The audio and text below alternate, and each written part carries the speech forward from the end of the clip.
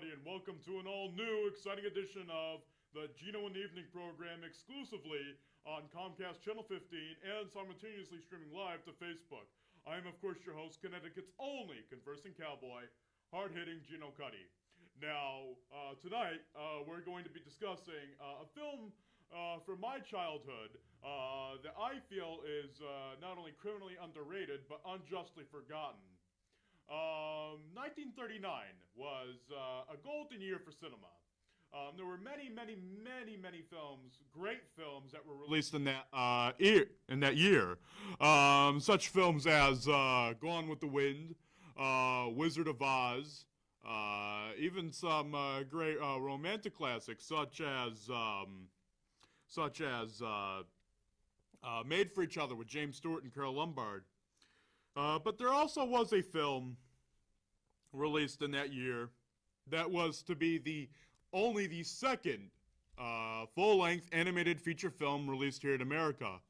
And that film is 1939's Gulliver's Travels, produced by the esteemed Fleischer Studios.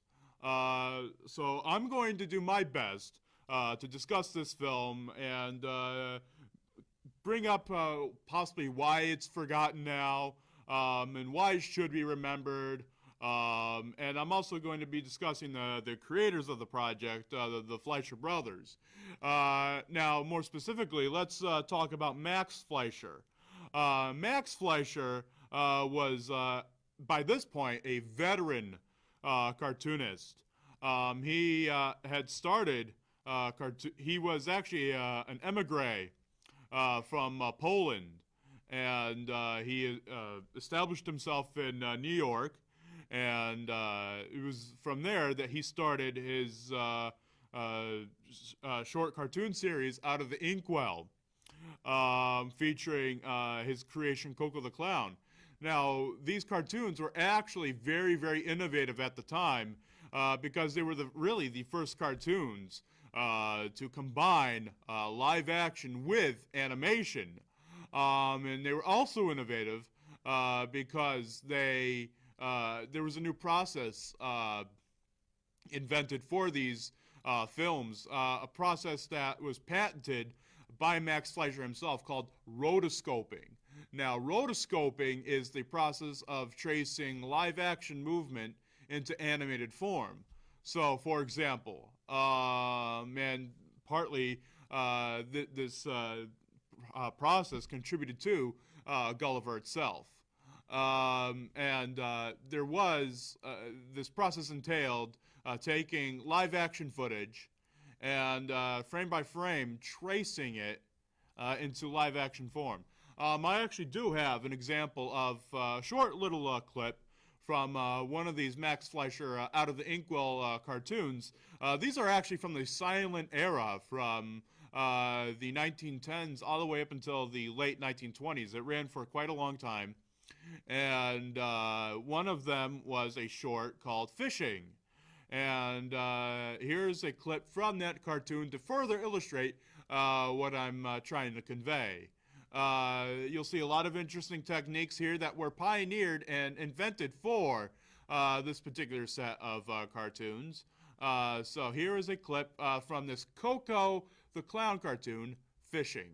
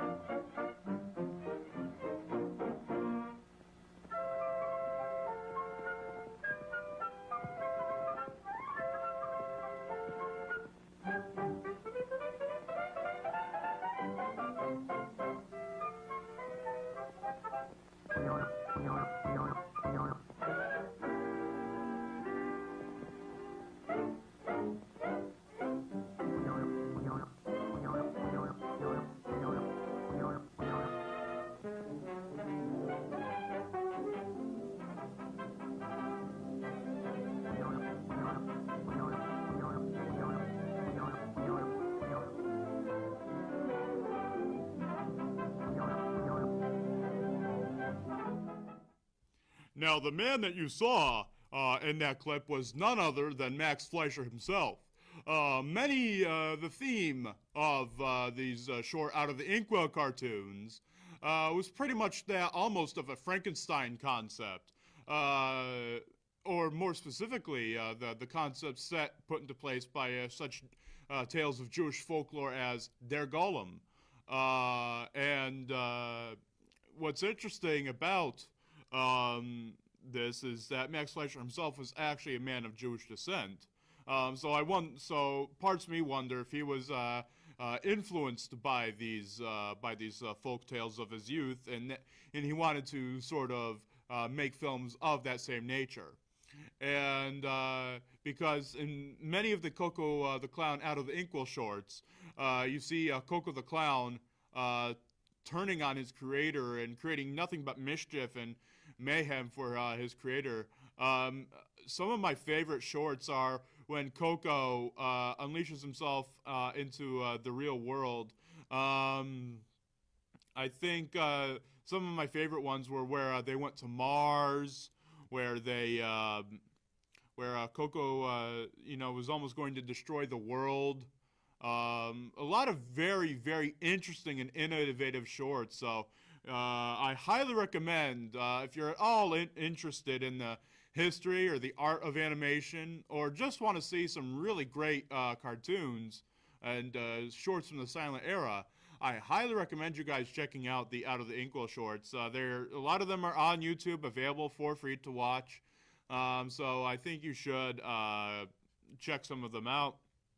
Now, after the 20s had ended, the Fleischers got involved with the Paramount motion picture studio, and they had started work on a batch of sound cartoons. Now, these were actually some of the first sound cartoons ever put on film. There's a big misconception out there that Walt Disney was the first person to create sound cartoons and sound animation. That is simply not the case, because Max Fleischer partnered up with Leah DeForest, I believe in about 1925 to 26, and created some of the first song cartoons, is what they were called back in the day. And he also innovated the what became popular, the Follow the Bouncing Ball sing-along effect. He popularized that. But for many, Max Fleischer's greatest creation would come in the 1930s. And that creation was none other than the girl who is made of pen and ink. She will win you with a wink. Ain't she cute? Boop, boop, a doop, sweet Betty. That's right, Max Fleischer, and his creation there was Betty Boop. Now, here's something that a lot of people don't know about Betty Boop. Betty Boop initially, in about 1931, she debuted in a cartoon, a talk cartoon, which they were called at that time, called Dizzy Dishes. And from her initial appearance, I'd say up until about Bimbo's Initiation, which was a cartoon released, I believe, in around 1932, excuse me, she was actually a canine. Yes, Betty Boop started out her life as a dog, quite hilariously enough. And she, of course, is now world recognized as a sex symbol. You can't really go anywhere without seeing Betty Boop nowadays. From steering wheel covers to bobbleheads, she's practically everywhere. World known icon. Created by Max Fleischer. As you see there, you see Max Fleischer with Betty Boop in hand, his famous creation there. And in 1933, Max Fleischer signed a deal with L.C. Chrysler Seeger and the King Feature Syndicate to bring Seeger's popular comic strip character of Popeye the Sailor to the screen. As you see right there, that's a screenshot from 1932's Beware of Barnacle Bill, which is one of the great early, which actually no, that's from 1934, I believe. That's one of the great early Popeye the Sailor cartoons back when he was voiced by William Costello before Jack Mercer stepped in. And of course, the Popeye cartoon series is known to be the longest running theatrical cartoon series ever produced, running for, I believe, an astounding 256 shorts between the Fleischer Studios proper and later on when it became absorbed and turned into Famous Studios. And interestingly enough about Popeye, he was actually the proposed star of the feature film we are going to be discussing today. In 1934, Max Fleischer went to the heads of Paramount Pictures and tried to sell them on an idea to make a feature-length animated film. The Fleischers were already gearing up to go in that direction because of Popeye the Sailor here on screen. They had produced 3 extra-long short films, longer than any other animated film, at least in America at that time. And those 3 films were Popeye the Sailor Meets Sinbad the Sailor in 1936, Popeye the Sailor Meets Alibaba's 40 Thieves in 1937, and lastly, Aladdin and His Wonderful Lamp in 1938. These films would often be billed above the feature films that they originally accompanied back in the 1930s, and they wound up breaking all box office records. And I believe Popeye the Sailor Meets Sinbad the Sailor was actually nominated for an Academy Award for Best Cartoon Short, unfortunately losing out to what I feel is an inferior work, that being the Disney short Silly Symphony short, The Country Cousin. So this proposed feature in 1934 was actually supposed to be an adaptation of Peter Pan. Yes, if Max Fleischer had his way, it would have been his Peter Pan that we would be remembering today, but unfortunately that wasn't in the cards. Another story that Max Fleischer had been interested in was the Jonathan Swift novel, Gulliver's Travels. Originally known, get ready for this title, ladies and gentlemen, originally known as Travels into Several Remote Nations of the World, by Lemuel Gulliver, first a surgeon, then a captain of several ships, later shortened to Gulliver's Travels. Thank God for title shortening. Because he had always, when he was a little kid, he was always fascinated with this story, and he primarily wanted to focus on the first half of the story, where the main title character was traveling and going through the town of Lilliput, where all the characters are no bigger than his thumb. Unfortunately, in 1934, Paramount vetoed this idea, thinking that nobody would ever go and see a feature-length animated feature film. A feature-length animated film. Little did they know what Disney came out with in 1937. In 1937, Walt Disney came out with the very influential Snow White and the Seven Dwarfs. And that was a film that broke all box office records, became a hit sensation all around the world. And it was at this point where Paramount Pictures had said to the Fleischers, okay, this film did so well, you could finally go out there and make the feature that you wanted. So Fleischer, drawing back upon this Gulliver's Travels idea, decided to go into production on this new extravagant feature. Now, it's worthy to mention that none of the Fleischer animators or anybody who had ever worked at Fleischer, besides people like Grim Natwick, Seamus Culhane, and Pinto Colvig, who worked on the Snow White feature for Disney, Fleischer had acquired them. None of them had ever worked on a feature-length animated film before. So this was to be a completely new venture for pretty much all the parties involved. And so at that point, Paramount decided that they would move the Fleischers from their New York City studios, their Manhattan studios, and moved them down to a new state-of-the-art facility in Miami, Florida. Now, when this facility was built, it was thought to be one of the biggest animation studios at that time. And but what soon happened was that building filled up quick. There were reportedly about 800 employees that filled those halls of the Fleischer Studios down there in Miami, Florida. And it soon became very congested, and they had to make sure that the air conditioning was on properly because of the fact that it got very hot down there during the times that they were working on this film.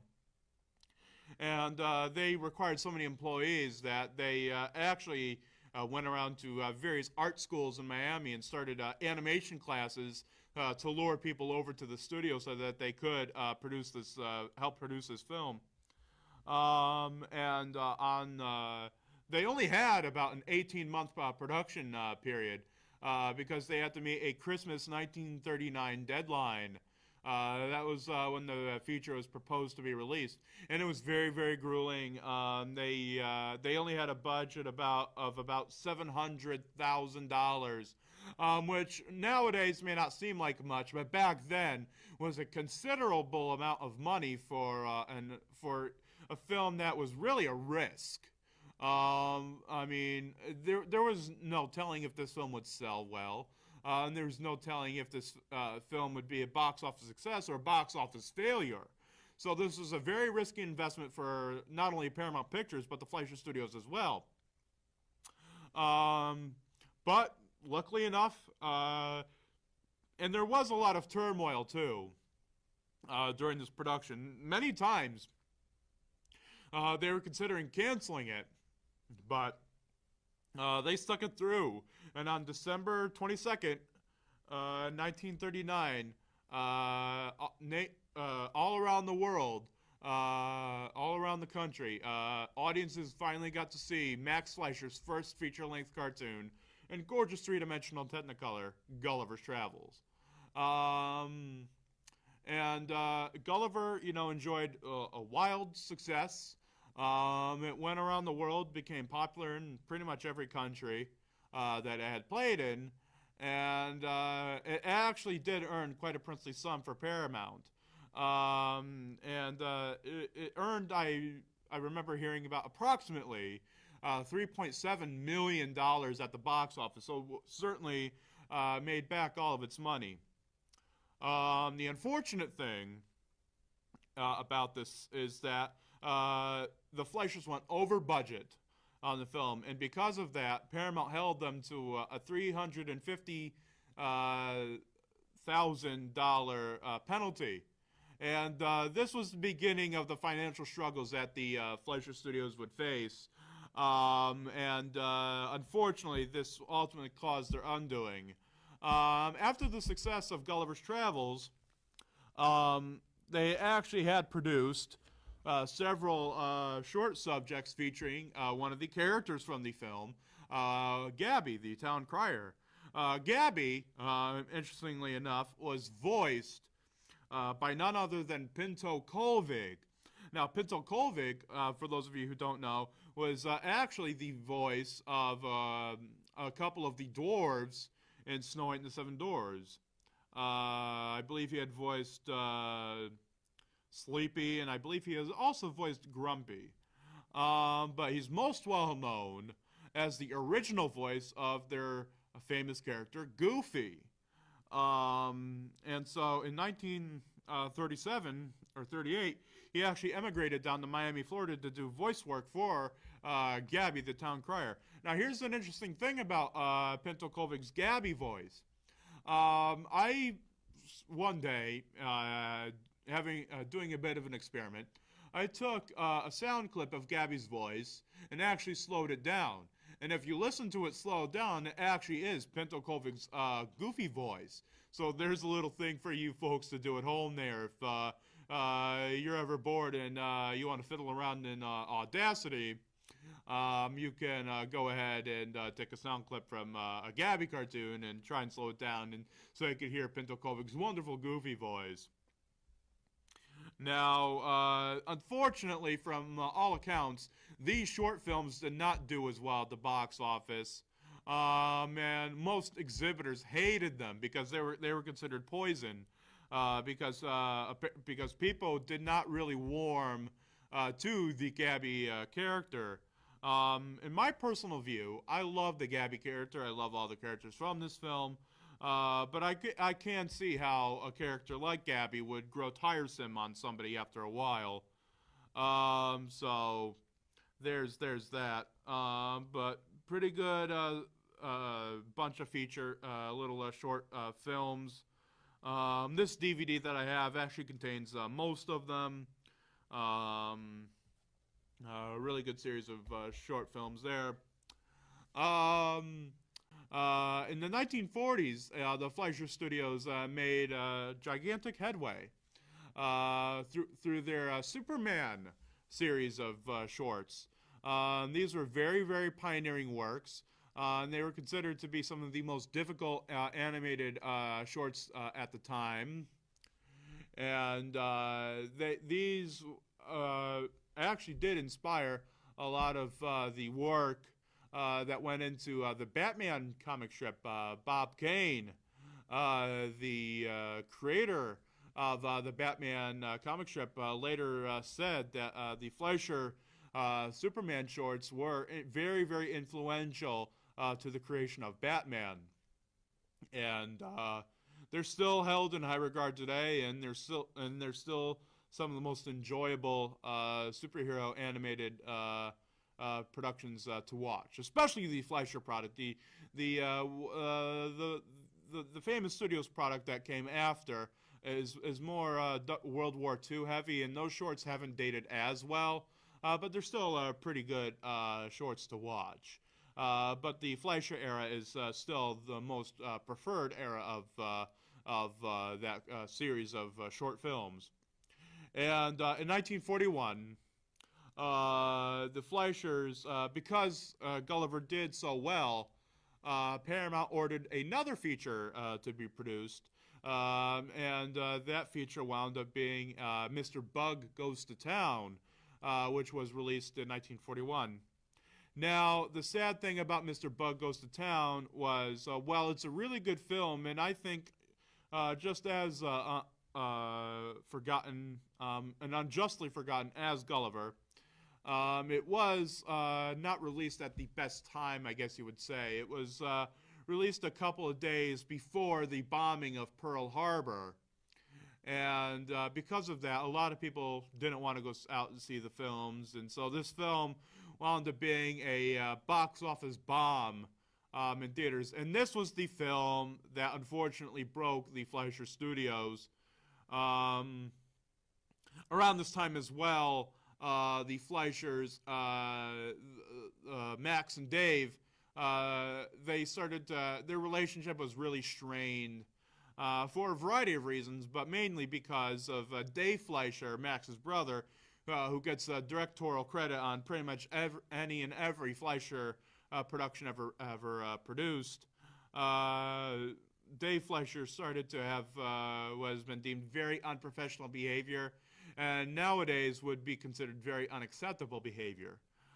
He started to have an affair with his secretary down in Miami. He started to gain a fairly large ego as well. He wanted to write the music for Mr. Bug Goes to Town. And he wanted to, he took a lot of vacation days and took a lot of time away from the studio. And Max was very upset about that because Max was an otherwise good professional.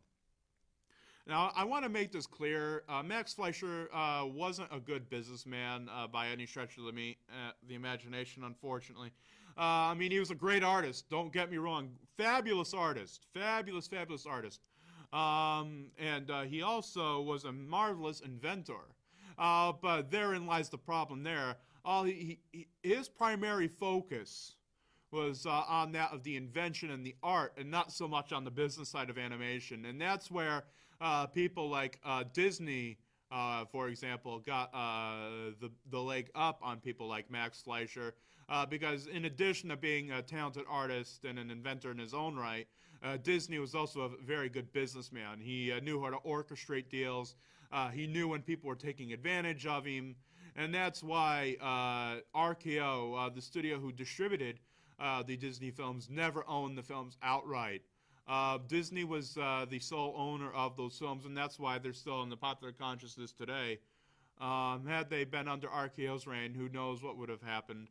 But unlike Disney, Max Fleischer and Dave both had to answer to Paramount, and they were considered actually to be employees of Paramount Pictures, and they both had to sign were forced to sign letters of resignation in about 1942, and at that point, Paramount gained control of the studio, moved back to New York, and rebranded themselves Famous Studios after their record label, Famous Players, which was their in-house record label at the time. And what became of the Miami Fleischer Studios? Well, it eventually became, of all things, a gymnasium. Then it became a daycare. And now the Fleischer Studios and the Fleischer Animation Studios in Miami, Florida, is now home to the Miami Police Station. And you can still see it today, and I believe there is a plaque there that designates that this was originally the site of Fleischer Studios. By 1957, Fleischer Studios had been long gone, and Paramount had sold all of their Fleischer content, along with their own Famous Studios produced content, to a company by the name of National Telefilm Associates, NTA. And NTA had acquired a company by the name of UM&M Television, and so they were sold to NTA. And in 1957, NTA re-released Gulliver's Travels to theaters, and that's pretty much where it stayed for years and years and years. It was a staple for kiddie matinees for years, well into the 1960s. And it also had become a television staple during the Christmas and Thanksgiving holidays. And by 1968, Gulliver's Travels had fallen into the public domain, along with a lot of other Fleischer animated short films. The only Fleischer productions that never went into public domain were, curiously, one of their color classic shorts, which was Tears of an Onion, and Mr. Bug Goes to Town. That remained under copyright, but everything else pretty much went public domain. And I remember the first time I had discovered Gulliver's Travels.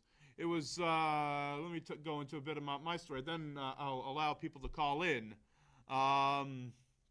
The first time I remember watching Gulliver's Travels, or at least a clip from it, was via a public access station that was actually transmitted from Europe. It was called Arts. I believe it was Arts and Entertainment, not to be confused with A&E, but I think it was called Arts and Entertainment, but I remember the logo bug just saying Arts. And I remember that they used to show symphonies, band concerts, pretty much anything and everything relating to art. And one of the clips that they showed was a clip from Gulliver's Travels. And I'm going to show that clip to you now. This is the clip that introduced me to Gulliver's Travels back, I believe, in 2000 or 2001. And this is the very haunting but also very beautiful I Hear a Dream sequence. So from 1939, Gulliver's Travels, I Hear a Dream.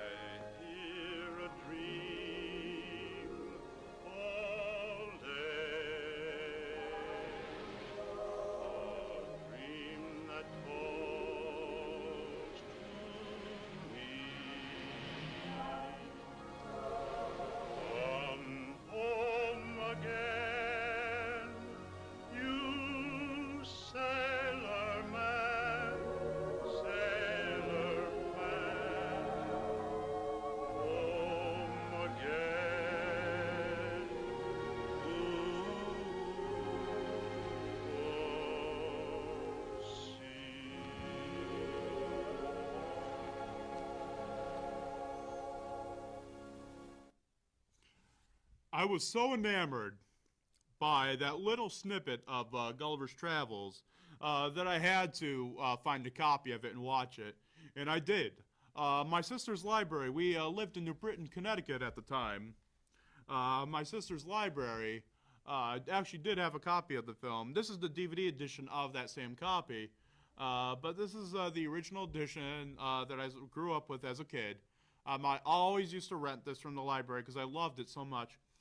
This is the fully restored 60th anniversary limited edition of Gulliver's Travels that was released back in 1999 by Northampton Partners and Windstar Home Entertainment. This, because of the film being public domain, it had fallen into severe disrepair.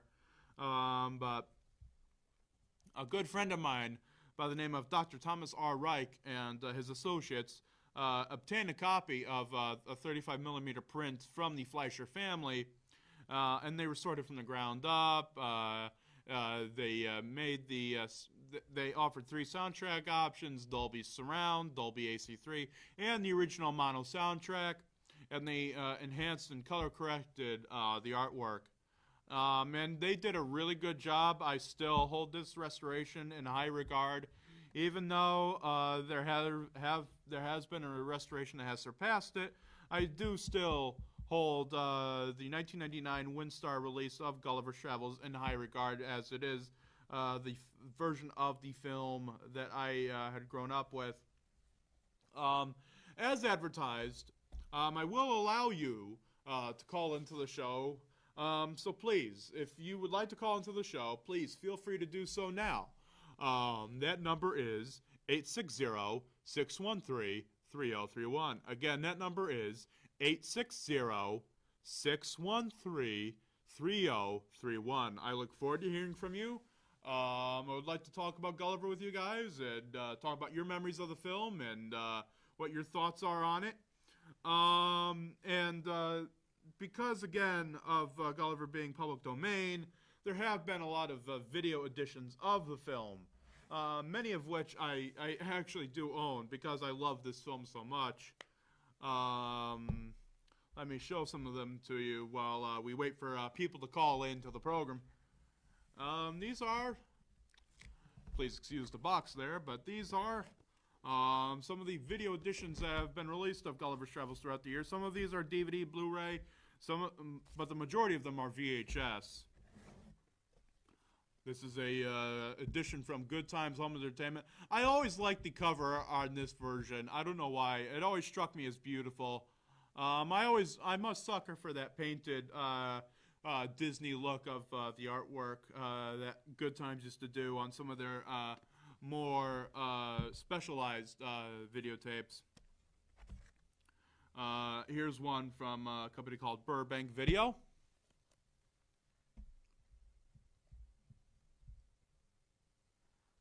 This was a company by the name of Hollywood Movie Greats, or California Video Distributors.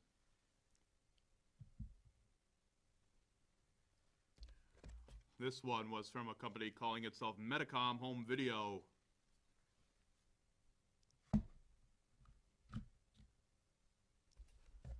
This one was from a company calling itself Memory Lane Video, which later became a company called Congress Home Video. This is from Diamond Entertainment Corporation. That one actually contains the original 1939 trailer, which is a pretty cool tape. This one is from Alpha Video. This one is from Platinum Disc Corporation.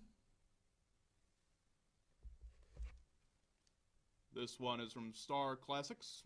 I like this artwork. I think this is pretty good artwork.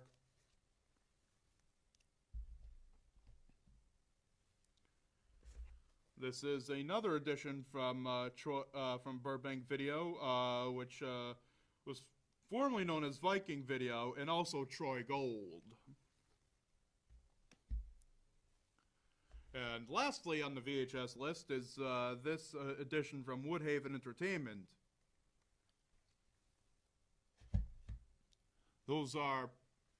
That's a lot of VHS editions of one film. I will say that. but a lot of them contain different prints, different edits of the film, and that's what I look for when I collect public domain films on video, because especially ones that I really, really love, are those different edits. What's different about the film on this tape as opposed to that tape? Call me a weirdo, but that's what I like. And also, I just incredibly love this film. I have always loved this film ever since I was a kid. And, oh, we have a caller. It looked like we had a caller for a little bit there. Hello, welcome to the show. Hi, this is Kyle McElravy from Shakur, Pennsylvania. Hello there, how are you? Oh, good. Just, I just wanted to say that, well, because you were looking at the Popeye VHS tapes. The Gulliver ones? Yes. Yeah.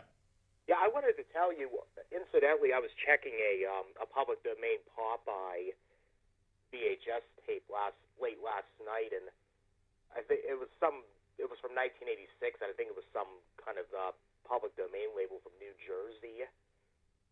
And surprisingly, the quality was pretty good on the Popeye Flesher shorts. I mean, it was a 16 millimeter AAP TV print. Right. Let me ask you, was that Amvest video? I believe it was, because the tape actually belonged to my brother-in-law. Wow, that's interesting. Do you have any thoughts on the film Gulliver's Travels, or any memories of it, or anything you'd like to share? Well, I don't really know. Well, I personally haven't seen the movie, but I heard. I just wanted to ask: is that public domain? Gulliver's Travels? Yes. Yes, it is, sir. That's why there's so many VHS and DVD and Blu-ray versions of the film. Yeah, because I heard that the Fletcher properties are kind of the video rights are scattered all over the place. Right. To the best of my knowledge, there are only about 2 Fleischer properties that are still held under copyright, and those would be 1938's Tears of an Onion, which is a color classic short, and the other would be their 1941 feature film, Mr. Bug Goes to Town, which has also been invariably released under numerous different titles, Hoppity Goes to Town, and then finally on the Legend Films DVD label, Bugville. Interestingly enough about Mr. Bug Goes to Town, let me talk about that film a little bit here. That film is practically seen as a precursor to Disney Pixar's A Bug's Life. So if you ever get a chance to see Mr. Bug, I highly recommend it to see where the direction that companies like Disney and Pixar were going, and see the influence there that was there with that film. Really, really a great film. I highly recommend it. Mr. Bug Goes to Town. I don't know when TCM, Turner Classic Movies, will show it again, but they do have a very nice print of the film, I do have to say. I remember back in, I believe it was 2012, they actually had a night of animation hosted by animation historian Jerry Beck and the late, great Robert Osborne. I sincerely miss him every day. Yes. Wonderful presenter on TCM. And they had a whole night's worth of animation. They showed some Fleischer shorts, I believe, some silent animation. They also did show Gulliver and Mr. Bug Goes to Town, which was surprising because I had actually never seen Gulliver on television before, surprisingly, considering its public domain status. And Mr. Bug I had never seen before, so that was actually quite a treat to see that. Really, really good film. Yeah. And then they also showed, I believe, later on some more silent animation. And they also showed later that night, I believe, the first ever animated feature ever produced. I believe by, I think it was an Austrian or German woman by the name of Lottie Renger. And that film was The Adventures of Prince Ahmed from, I believe, 1926.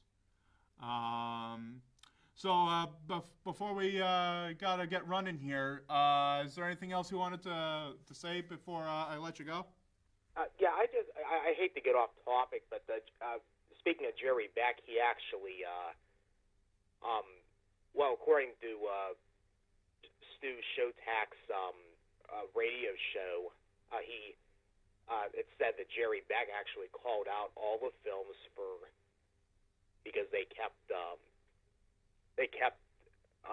ignoring his emails because they were doing those Betty Boop. Oh yeah, those I remember caused quite the controversy because I think that the big issue that people took with those Olive Films issues were the fact that they were using the TV prints and not original theatrical prints. Yeah, well, I actually heard that the master materials they used were 35 millimeter. Well, that's good, but I also do think I remember hearing that Paramount or the NTA or UM&M or whoever, I think it was UM&M, unwisely altered the original prints instead of making copies. So they actually did alter the original prints of those films, which is sad now because it would be great to see those films in their original uncut, unedited Paramount Mountain form. But I mean, unless of course Jerry actually unless they they go to another label or something. Unless they. You know who I think would do a great job with that stuff, honestly, if given the opportunity? I think Shout Factory would do a great job with the Betty Boop material because Shout Factory has always proven themselves to be a really good, reputable label. Everything that they've churned out practically has been top-tier material and top-tier content. So I see no reason why, if they were to strike a deal with Paramount, why they couldn't issue something like that and get people like Jerry Beck involved. Another label, and I do have to say this, that has proven themselves to be very, very good and very, very reputable in their own right, would have to be Steve Stanfield's Thunderbeat Animation. I mean, say what you will, but he is a really good guy. He has restored countless animated shorts and animated features, and he's really made quite the name for himself, especially film restoration, but more specifically, animation restoration circles. As a matter of fact, the clips that I'm going to be showing you from Gulliver today do come from his beautifully released Blu-ray of the film, which is what you see here. Now, I'm not sure if this is still in print. I think last time I checked, I think it was out of print. But this is a very, very good-looking release. Probably the best this film has ever looked. I highly recommend it if it's still in print. If not, I will have to talk with Mr. Stanfield about doing another run of these, because this is a really, really good run. And it does come with some good bonus cartoons and bonus features as well. So this is the highly recommended set. The only thing that I wish could have happened was I wish there could have been an audio commentary on this, because I am a nut for audio commentaries. I've always loved audio commentaries, but other than that, really, really good set. Must have if you're a fan of Gulliver's Travels or the Fleischer films in general. And it does also come with a nice book. Yeah. Really nice booklet. I don't know if I'm doing it justice there. But it does come with both DVD and Blu-ray. So really highly recommended.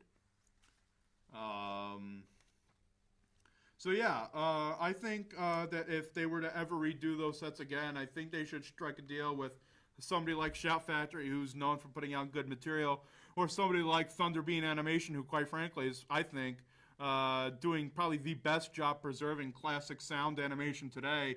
Especially from that golden era, because not many people nowadays are doing that. I think. I honestly think, sorry to interrupt. I honestly think that Steve probably might do a better job, though.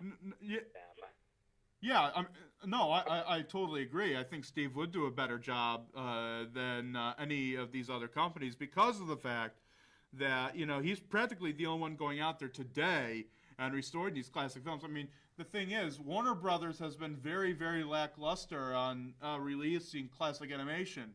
Yeah. I mean, it took them a while to release that Popeye set from the 1940s. And I'm going to give my own personal opinion.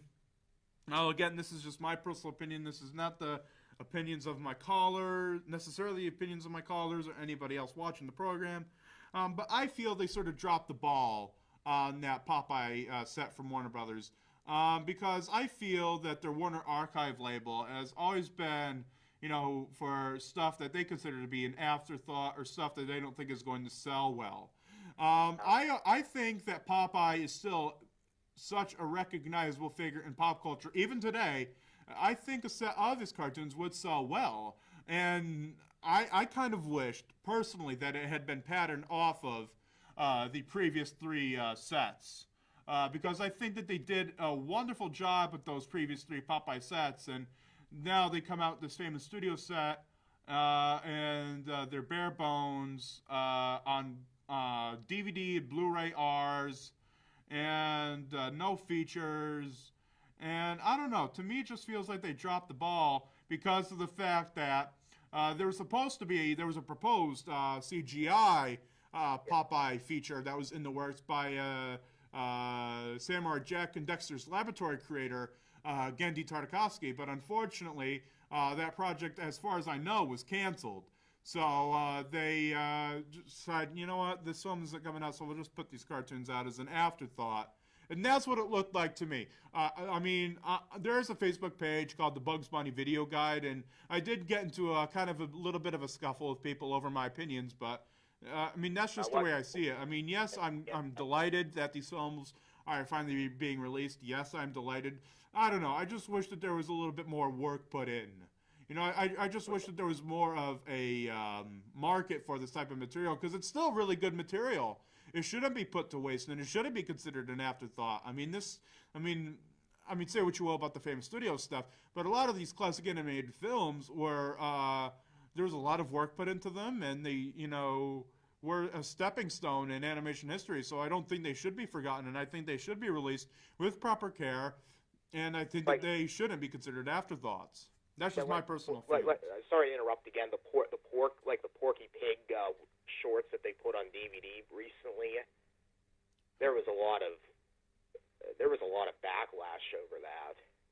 Why? What happened? Did they use DVR or something? They just put them on DVD, and I don't think any cleanup was involved with the rest. Well, yeah, that's what I noticed with One Archive, and that's what they do. I'm a huge classic comedy fan as well, and because of that, I'm into the works of comedians like Burt Wheeler and Robert Woolsey, and Warner Archive have released a lot of their films, and even the releases of those films have taken considerable criticism, because it appears to me like there was no considerable amount of cleanup or restoration work done on those films either. So that's why I say the Warner Archive label is just a label for films that they don't think are going to sell well, so they don't put the work in. So they're just going to slap them on a disc and say, "There you go, there are your films." Yeah, I think that's a little, yeah. But all right, I want to give other callers a chance to call in, and I want to play a few more clips. So, is there anything else you wanted to say before I let you go? I just want to say you're doing a good job. Thank you so much, sir, and have yourself a great day. You too. All right, bye-bye. That's what we're talking about. We got to preserve these classic animated films, and I guess that's why I brought out these tapes today, because a lot of these tapes of Gulliver's Travels, unfortunately, don't present the film in the best possible way. And I'm gonna say this, and people are gonna give me criticism for it, but until this edition came out in 1999, nobody had ever tried or attempted to do anything with these Fleischer films before. And I'm glad that somebody like Thomas R. Reich got the ball rolling. Say what you will about his process of placing sound effects on the cartoons. Say what you will about some of what he did. He tried something that nobody else was doing. People were just slapping these things on a disc and selling them to the lowest common denominator. There was actual work put into this restoration. So, regardless of what you think about Thomas R. Reich and his methods, he got the ball rolling, and he did a really good job on this issue. It's saying something, if the great Roger Ebert called this a video pick of the month back in 1999. So this was a really good stepping stone in film restoration. And that's why I'm proud to be friends with Mr. Reich to this day, because he did do a really good job on restoring these films. I just figured I would give you guys a chance to call in. if you'd like to call into the program, again, please feel free to do so. The number here is 860-613-3031. Again, that number is 860-613-3031. I would love to hear from you guys. I would love to talk with Gulliver fans all around the world. By the way, I wanted to, say this, put a face to a name. I am the administrator of the Gulliver's Travels Facebook page on Facebook. I started it back in 2012, Max Fleischer's Gulliver's Travels. So if you go on to Facebook and you find the page, Max Fleischer's Gulliver's Travels, that actually is my page. I created that page back in 2012, and we have about now a good 798 likes. I'm very, very proud of that achievement. And hopefully I want to see us get to 1,000 by the end of the year. I think that, with the fact that there is the fact that the film's 80th anniversary is coming, I think it is good that we sort of celebrate this film and sort of get more attention brought to it. Coming up later on in this year, my buddy Cortland Hull, who actually was a guest on Geno in the Evening about 3 years ago, actually to this day, 3 years ago today, Cortland Hull was on Geno in the Evening.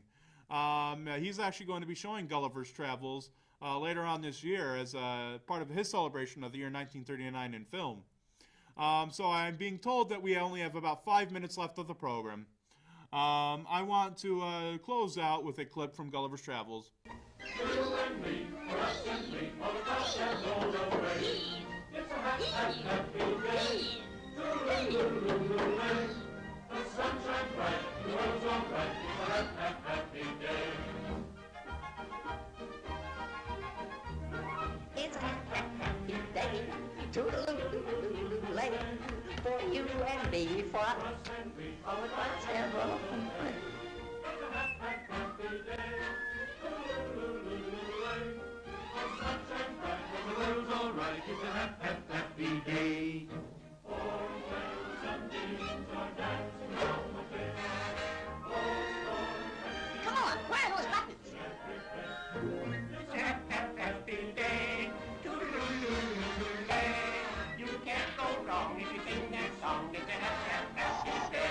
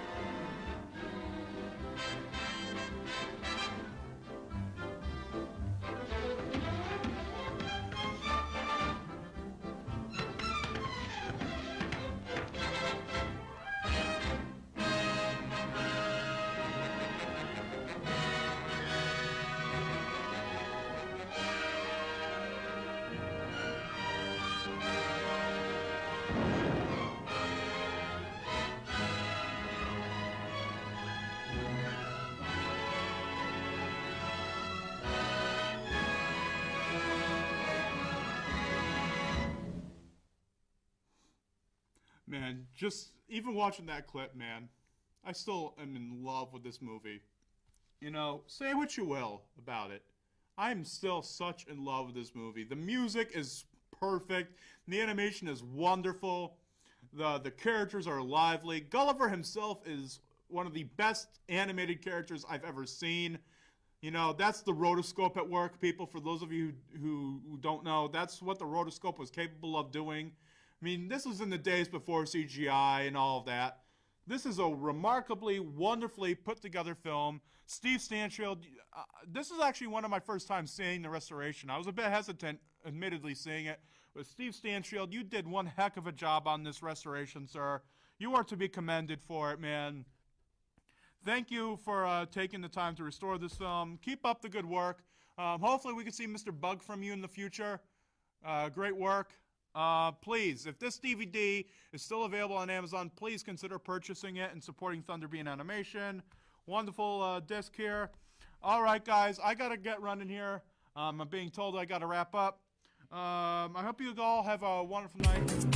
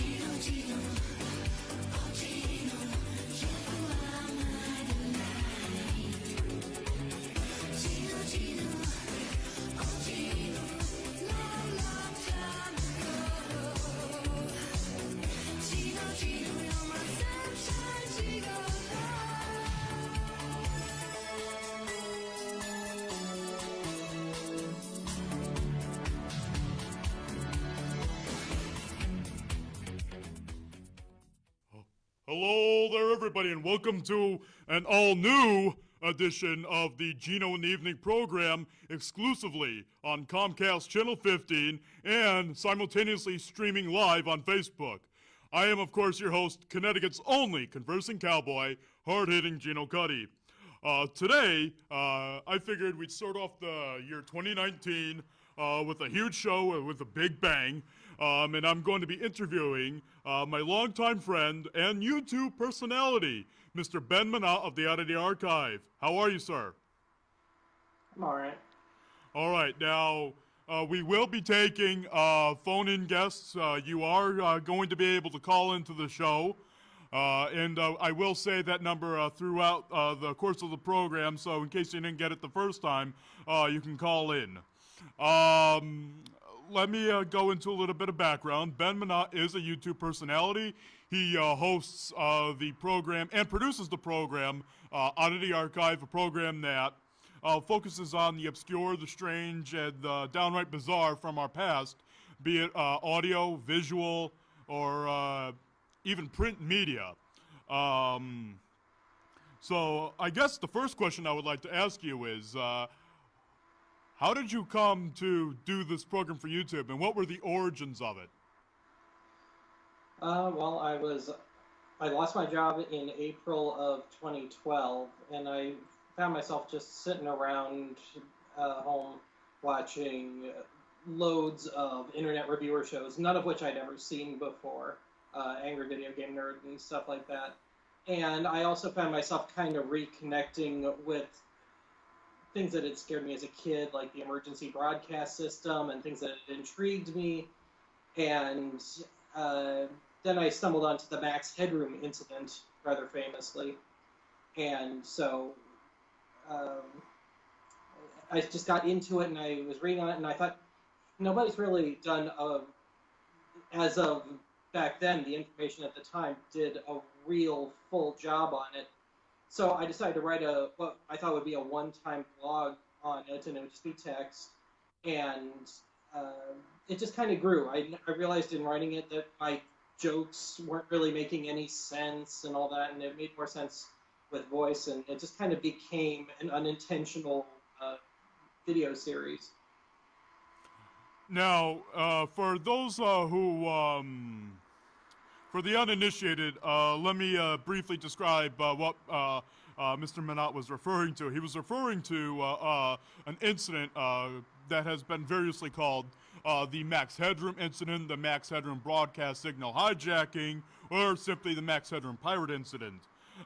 This was a broadcast hijacking that occurred on, I believe it was the evening of November 22nd, 1987. And it happened in Chicago. First it occurred during the 9 o'clock news. Someone had broken in to the 9 o'clock news during, I believe it was sportscaster Dan Roan. His sports broadcast, he was, I believe, showing Bears highlights. And that was when somebody broke in, and they were shown wearing a mask that was from, the mask was of the 1980s high-tech, super high-tech television personality, Max Headroom, of course made famous by Matt Frewer in a series of television ads and television productions. And this person had corrugated metal in the background to represent the background in which Max Headroom, the real Max Headroom, surrounded himself in. And the first interruption had just static in the background. There was no sound other than a low buzzing noise and the image of this hijacker bobbing his head up and down. That was quickly cut off by station managers. I believe that happened at WGN. And that wouldn't be the last we would see of Mr. Headroom, as during the 11 o'clock airing of the Doctor Who episode Horror of Fang Rock on their local PBS affiliate, which I believe was WTTW, there was another interruption that occurred. And this time this had sound, and this went on for, I believe, about a good 15, almost probably, I think actually a good minute or so, a minute and a half. And during this intrusion, there was, again, the figure of Max Headroom, or the faux Max Headroom, bobbing his head up and down in front of corrugated metal, the same as the WGN break-in. But during this, he was actually spewing some really insane rhetoric. He was calling out station managers and station personalities at WGN, and it sounded as if he had a genuine bone to pick with the staff and personnel over at WGN, which he alludes to because WGN stands for World's Greatest Newspapers. He alludes to that. He also hums the theme to the 60s cartoon series Clutch Cargo, and it does end rather... there is a very risque ending to that interruption, wherein this hijacker is shown to have his bare derriere to the audience while some figure off-screen swats at it with a fly swatter. And that's when the interruption cuts out, and it goes back to the Doctor Who episode in progress.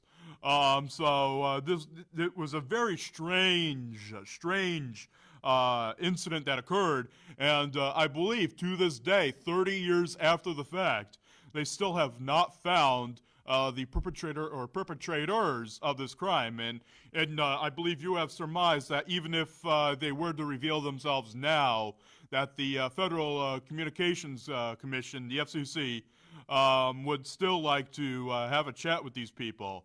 Now, do you have you, I know that you are considered to be one of the experts on that particular incident. What conclusions have you drawn, or is there anything you could reveal on the air right now that you could tell us, like some of your own conclusions that you've drawn from your research of that incident? Well, geez, 5 years and change after I did that episode, I went back and revisited it for the 30th anniversary, and I went over that in the episode at Max Headroom Incident Revisited. But my feeling about it has kind of evolved a bit. Like, I remember surmising that maybe the person had some sort of disability initially, and over time it does feel like it has more to do with somebody that may have worked at a station and had a bone to pick with them. Initially, I said it was somebody who's maybe a member of the phone hacking freaking scene in Chicago. I guess there could still be a bit of overlap, but I have some ideas on it, but I don't really want to say anything. I'm not trying to sound cryptic or anything here. I just don't want to lead anybody on any wild chases. I do have to agree with that. It probably is for the better that these people are never found, because I bet if they are, I mean, not only will the FCC want to have a chat with them, there will be countless news sites, online social media sites, and overall just people wanting to hound these people, wanting to find out how in the world they did this. So in my honest opinion, and I think you share the same one as well, that it's probably for the best that these people are never identified, for that very reason, that they, because there would be countless and doubtless a lot of harassment that these people would face. Yeah, and even though the statute of limitations is up, there's nothing that says that the powers that be might not pay them a visit anyway, so I think it's just best to let sleeping dogs lie on that. Right. Now, as the people watching this program may notice, Ben is actually behind a box, a cardboard box with a sticker on it. Now, let me ask you, why the cardboard box? Why do you hide yourself behind that cardboard box? Is it a gimmick? Is it an issue with are you self-conscious? What is the purpose behind the cardboard box? It's a long and twisted story. When I first started doing Oddity Archive, it was going to be a recurring gag that at the end, or beginning rather, of each episode, I would be giving the intro, and there'd be a picture of, say, Uncle Fester from the Addams Family up here on screen with the subtitle, "Your Humble Host." And after the second episode, I realized that that gag was not going to be able to go anywhere, and it'd be too much of a problem to come up with a new one each time. So then I did a thing that I never tried to do again. It was kind of tearing down a Donnie Osmond music video. So I did it from behind the pop screen of a microphone and wearing a hat, and it cuts me off just everywhere but the eyes, kind of Wilson from Home Improvement style. And I didn't like that. So the next thing became, well, I've got this box, and this is the one to this day. I figured, well, I can just hold it up in front of me, do my intro, and then walk out of the shot and do the show. And then over time, it just became harder and harder to fill the visual end of things for would-be host segments.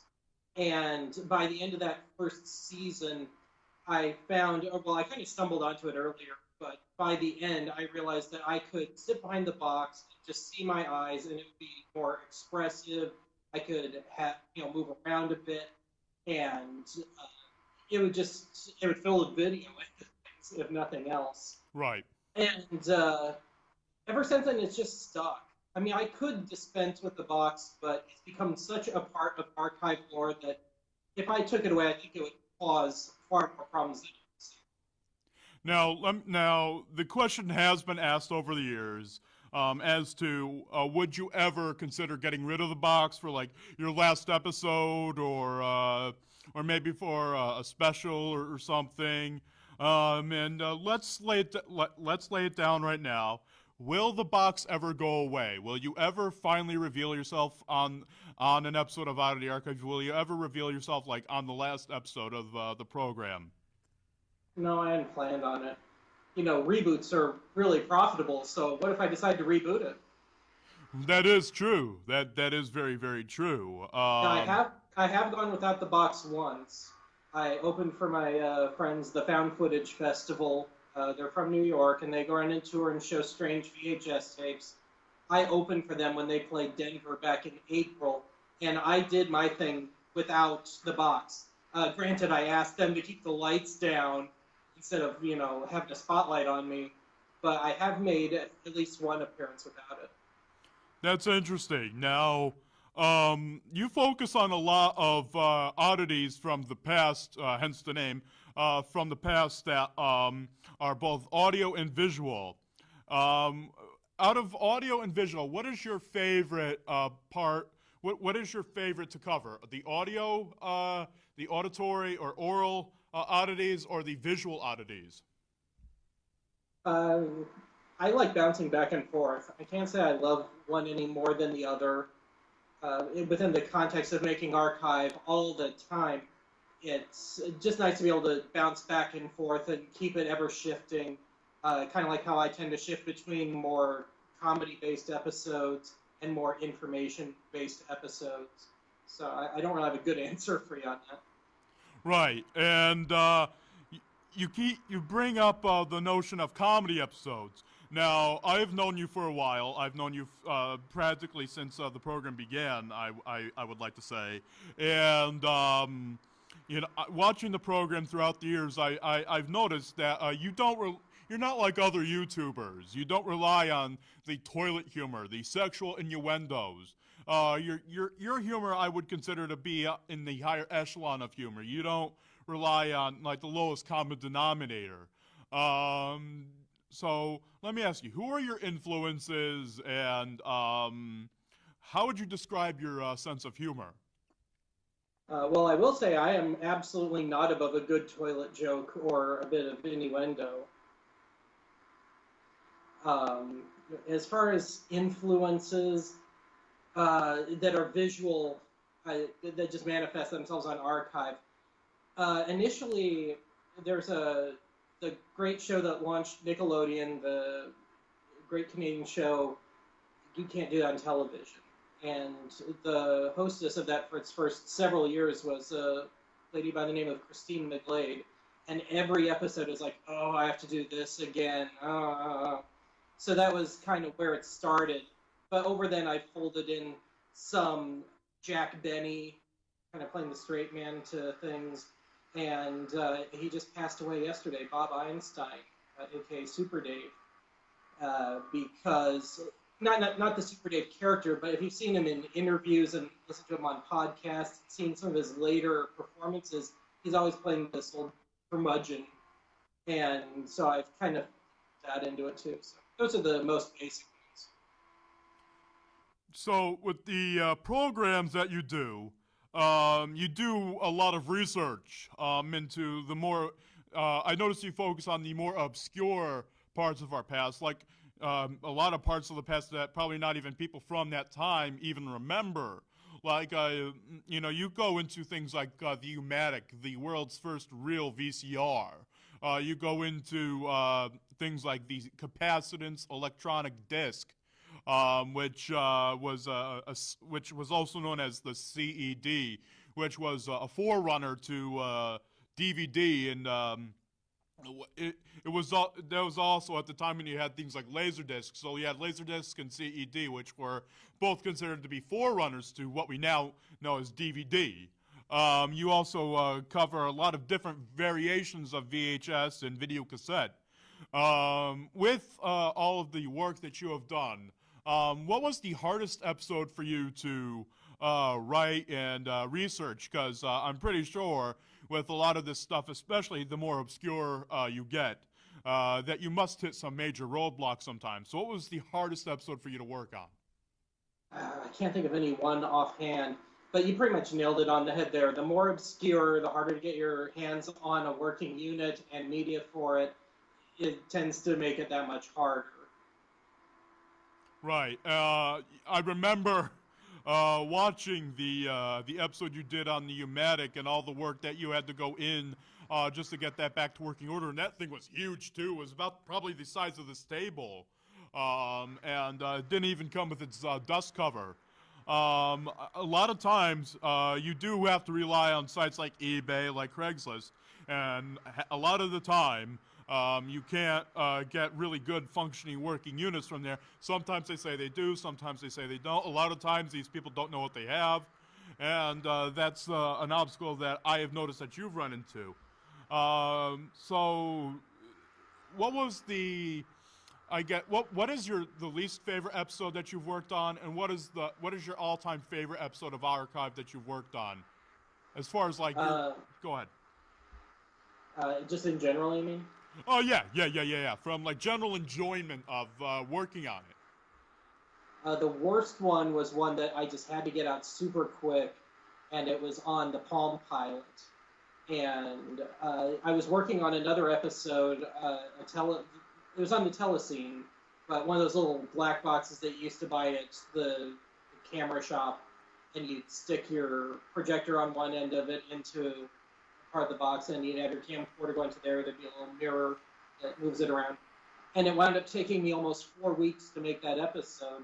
And I had to stop working on the Telescene episode because I knew I wasn't gonna have it out the door quick enough. So I had to do the one on the Palm Pilot, which would have been on my sub-series Ben's Junk.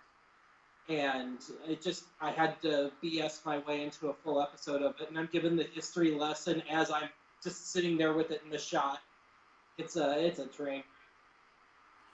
And go ahead. Now you brought up the sub-series Ben's Junk. Now, what is Ben's Junk? Is that the archive, or is that an extension of that? What exactly is Ben's Junk for the people who aren't aware of your program? Ben's Junk is kind of a catch-all for things that I can't get a full regular episode out of working material. And also, in more recent years, a way to keep everybody apprised of any upgrades I've made in equipment and just kind of things that I'm working on a technical level. Sometimes it's more casual. I mean, I've done one on, I had some old Hollywood magazines at one point, and so I'll mix it up occasionally, but it's generally meant as a catch-all for those items that I can't really squeeze a normal archive episode out of. And informal, too. Now, you brought up your equipment and Ben's Junk being a showcase for your equipment. What is your favorite all-time piece of equipment in your collection? Probably my prime joy is my TIAC reel-to-reel, which is actually just out of the shot here. It's a TIAC A3300SX. I think it's from 1979. 10-inch reel. It's an absolute beast of a machine, but it sounds so nice and it works so well. And not very many people have it. I mean, it's not a total obscurity, but it's certainly a higher-end piece of gear than I thought I'd ever. Now, what would you say is, better orally? That's A-U-R-A-L, orally. What would you say is better, reel-to-reel or vinyl? I personally would take reel-to-reel. Really? Why do you say that? More stable, less artifacting. The worst that you deal with is some hiss, maybe. Now, what is your least favorite piece of equipment in your collection? My least favorite? Maybe it's because I'm working on it right now, but it's probably the DBX noise reduction unit.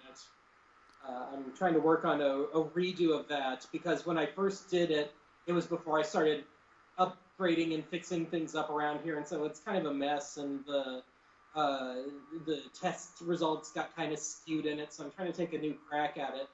But that thing is just as unreliable and crazy as I remember it, and I've had to actually hold off on the first new episode of Archive for the new year, regular episode, because I've been having to work on it and make sure it's actually running within spec and do all these tests on it.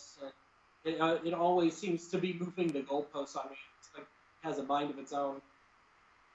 Now, that brings up something. I do remember the initial D-Backs episode that you did. You did express that you had a lot of difficulty with that piece of equipment. Now, with that said, have there been any shows that you've wanted to do or were midway through doing that you just had to give up on for a variety of reasons? Either just the equipment would not work the way you wanted it to, or you just didn't have enough research or anything to go on to present a full-length episode or even a Ben's junk on it? Is there any episode that you just had to give up on or abandon? Within the realm of tech, no. And that's because I tend to make sure it's at least in somewhat working order first. Otherwise, I just don't pursue it. Right.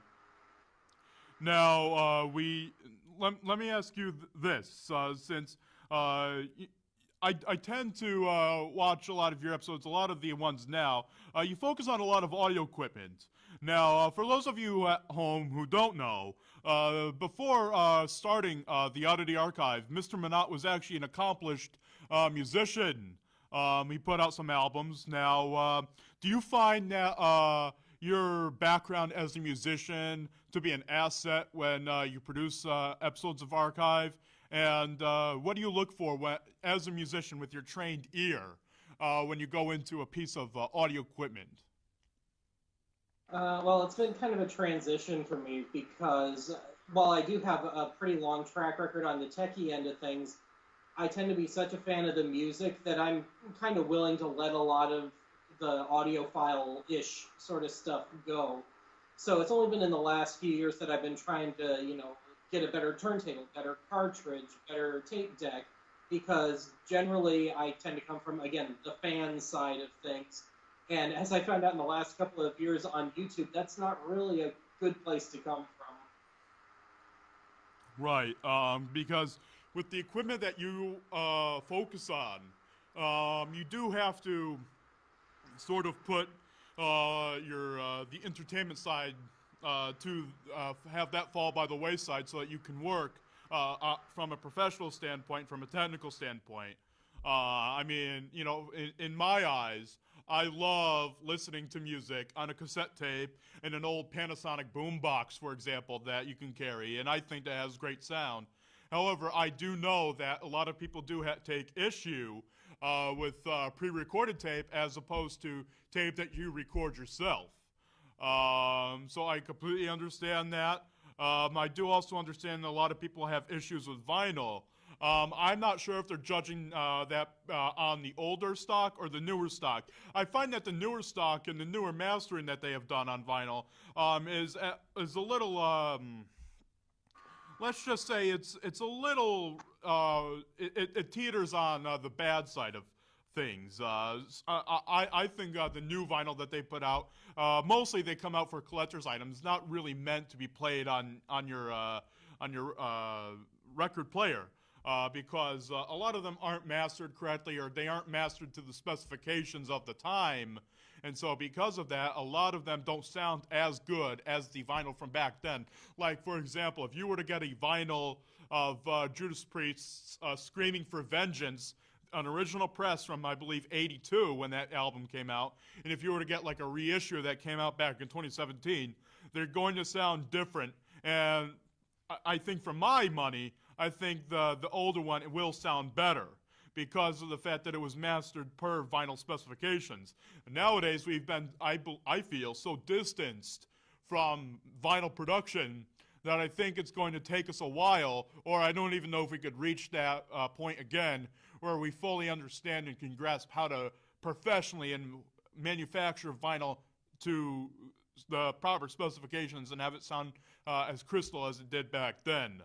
What are your thoughts on the new vinyl stock as opposed to the old vinyl stock? Vinyl is, to me, it's a few things. One, it's only as good as the vinyl stock itself. The great marketing thing nowadays is 180 gram and 200 gram vinyl. which is utterly meaningless if it's got bits of recycled paper and stuff mixed into the vinyl stock. It's still going to sound bad. So you need a good, pure vinyl stock. And then at the same time, you need a good, competent mastering. You need it to be pressed right in the center of the record so it's not drifting around in it. And there's a habit of, especially with new albums, they record them digitally, so that's great. But you don't want to use the CD master where it's been compressed to death and then try and plop that on an LP. I have a really recent Elton John album on vinyl that just sounds absolutely horrible because of the bad vinyl stock. And again, they just took the CD and plopped it on a record. So it could be. I don't think it's old versus new. It's just an issue of care. I think it can be done, but I'm not enough of a vinyl nerd to really give that great view on it. Now, in general, what do you think of all of this, all of a sudden, this burst of nostalgia, this wave of nostalgia that's occurred within the last, I'd say, about 2+ years, with cassettes coming back into fashion, with vinyl coming back into fashion, VHS even. There are a lot of Blu-ray and DVD companies out there who are designing their video covers to look like old VHS covers. What do you think about this new wave of nostalgia? And do you think that they're doing it right? And do you think that they're doing it accurately to the time? Or do you think that they're doing it to a fantasized or a romanticized version of what that actual time period was like? I think it's more of romanticism than anything else. I think when especially non-hobbyists start playing with that old stuff again, they realize that you can say what you will about, say, streaming music, but it is a lot more convenient and it's pretty reliable. Or you can throw in a CD and it works, pretty much every time, assuming your player isn't totally screwed up. But the vinyl thing, that was already going on when I was in college over a decade ago. It just seems to have never really trailed off. So I find that kind of amusing. As for cassettes and stuff, it's cute. I mean, I've even participated in it a bit. But people just need to have their expectations in check. And I mean, I said I had a hand in the revival myself when I did the archive public domain home video a few years back, which is sold out now. But I did that on VHS and beta. Yeah, are you referring to the public domain episode? Yeah, it was. It had Duck and Cover and a few archive riffs installments on it. Oh yes, that episode. I thought you were referring to the one where you did the basic overview of all the public domain VHS companies. I was a little confused. I'm not in a position to release that. Oh really? Oh, because of the content on there. Yeah, because some of it is copyrighted. And you'd probably need to get me a residual check for my little appearance in there. Just kidding, though. But that it was fun collaborating with you on that. It was very, very fun collaborating with you on that episode, playing the hijacker. Now, for those of you who are fans of the archive, let me just talk about my involvement in that episode for a minute. I honestly did not know what I was going to do for that episode. I really had nothing really in mind. All I knew was the guideline that I was given, which was that I had to basically spew this knowledge of this defunct video company, United American Video. And I did have some United American videos lying around. And so I basically, it was in the dark, I used my webcam, and I improvised. Everything that you saw in that video was like right off the top of my head. So I devised this character of the jealous hijacker, the jealous blogger who felt that, his territory was being infringed upon. So he felt the need to hijack Mr. Minnotte's broadcast, which of course it was being recorded, so it's not really a real hijack, but we played it up as if it was one. So I just came up with this character, and I devised an accent. In my mind, I was just thinking, what about Razor Ramon from the good old glory days of the World Wrestling Federation? So I just brought on my best Razor Ramon impression, And I just started spewing this rhetoric and being the psychotic hijacker. And to this day, I do have to say, to this day, I still get compliments about that. I still get chatted up about that. And I want to say to all the people who fell in love with that performance, thank you. Thank you for the accolades and the compliments for that. That was really, really a fun little cameo to make. And I have been back on the archive. I was in one of the recent episodes on Record Ripoffs where I make a little cameo in that, alongside others like David A. Scott, a fellow friend of ours. And speaking of fellow friends, if you would like to call into the program, I did promise call-ins. If you would like to call into the program, our phone number here is 860-613-3031. That is 860-613-3031. We look forward to hearing from you. We look forward to answering your questions and talking to you. So, with all that said, what is like the most creepy thing that you think you have covered on the archive? Because you have covered a lot of things that people would look at now as, my gosh, that is like unhinged, that is just downright dreadful, that is creepy, that is frightening. What is the weirdest, most bizarre thing you have covered on the archive? Oh, jeez. What gets me and what scares me personally is when I do an episode that features somebody that maybe made a record, hosted a TV show or something, and they're still alive, and then they drop dead a couple months later. That's what always freaks me out. I try and look at it as I'm not the Grim Reaper, but I'm trying to give them that last hurrah. Because, of course, I don't know these people personally, and, you don't want to seem like you're dancing on their graves. But as far as things that freaked me out, the emergency broadcast system used to always freak me out as a kid. So it kind of became a way of dealing with that when I did that episode real early on. And I used to have colorophobia, fear of clowns. So there was kind of a while where there was a recurring thing with clowns on archive. But I can't think of anything that's really scared me aside from that unintentional Grim Reaper thing. Right. Some things and you've also covered things that are sort of unintentionally hilarious. Like, I think one of your more interesting episodes to me, and the one that really got me on board with the Oddity Archive, and I think a lot of people, was the episode that you did on Amvest Video. And by the way, I would also like to thank you for doing that episode on Amvest Video, because now all these people on eBay are charging top dollar for those VHS tapes. Like the Grandpa Presents tapes go for about $40 a pop now. A lot of the Kid Picks videos. Yeah. The Grandpa videos go for like $30 to $40 now. And I'm, and if I may go on a side tangent with that, I notice, I'm looking at these things and I'm like, okay, I get it. There's an appeal here. It has Grandpa Munster on it from like his later period.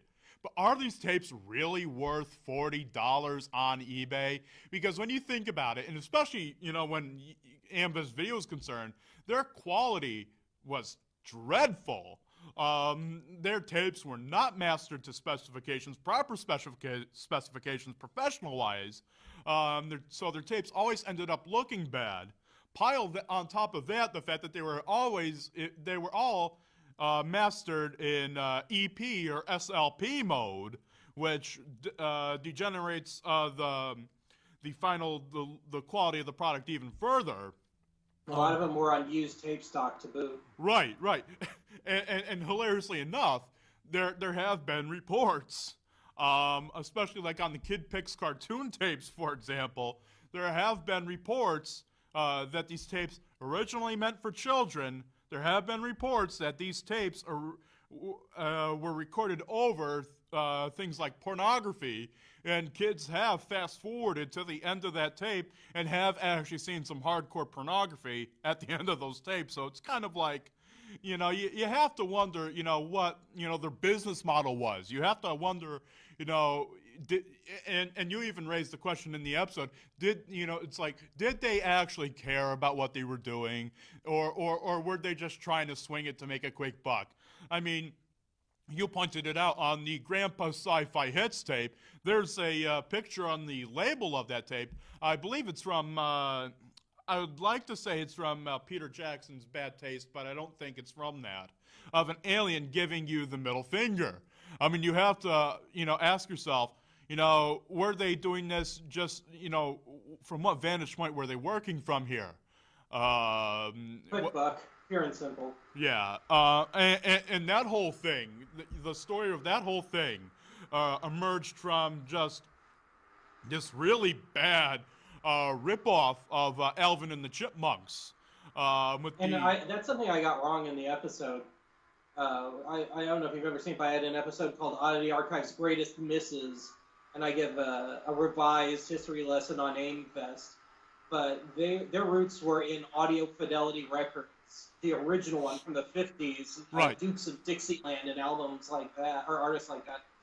And then somewhere down the line, things went a little weird, and they started putting out bootlegs, unauthorized stuff, oldies compilations where they didn't license anything, really bad picture discs of albums that they didn't have the rights to, on. And those albums, those chipmunk/hamster albums that they put out, whew, boy, those are, when you listen to those, it's best just to kick back with some Acapulco Gold and just put those things on, man, because that's some real, like, nose candy infused stuff there.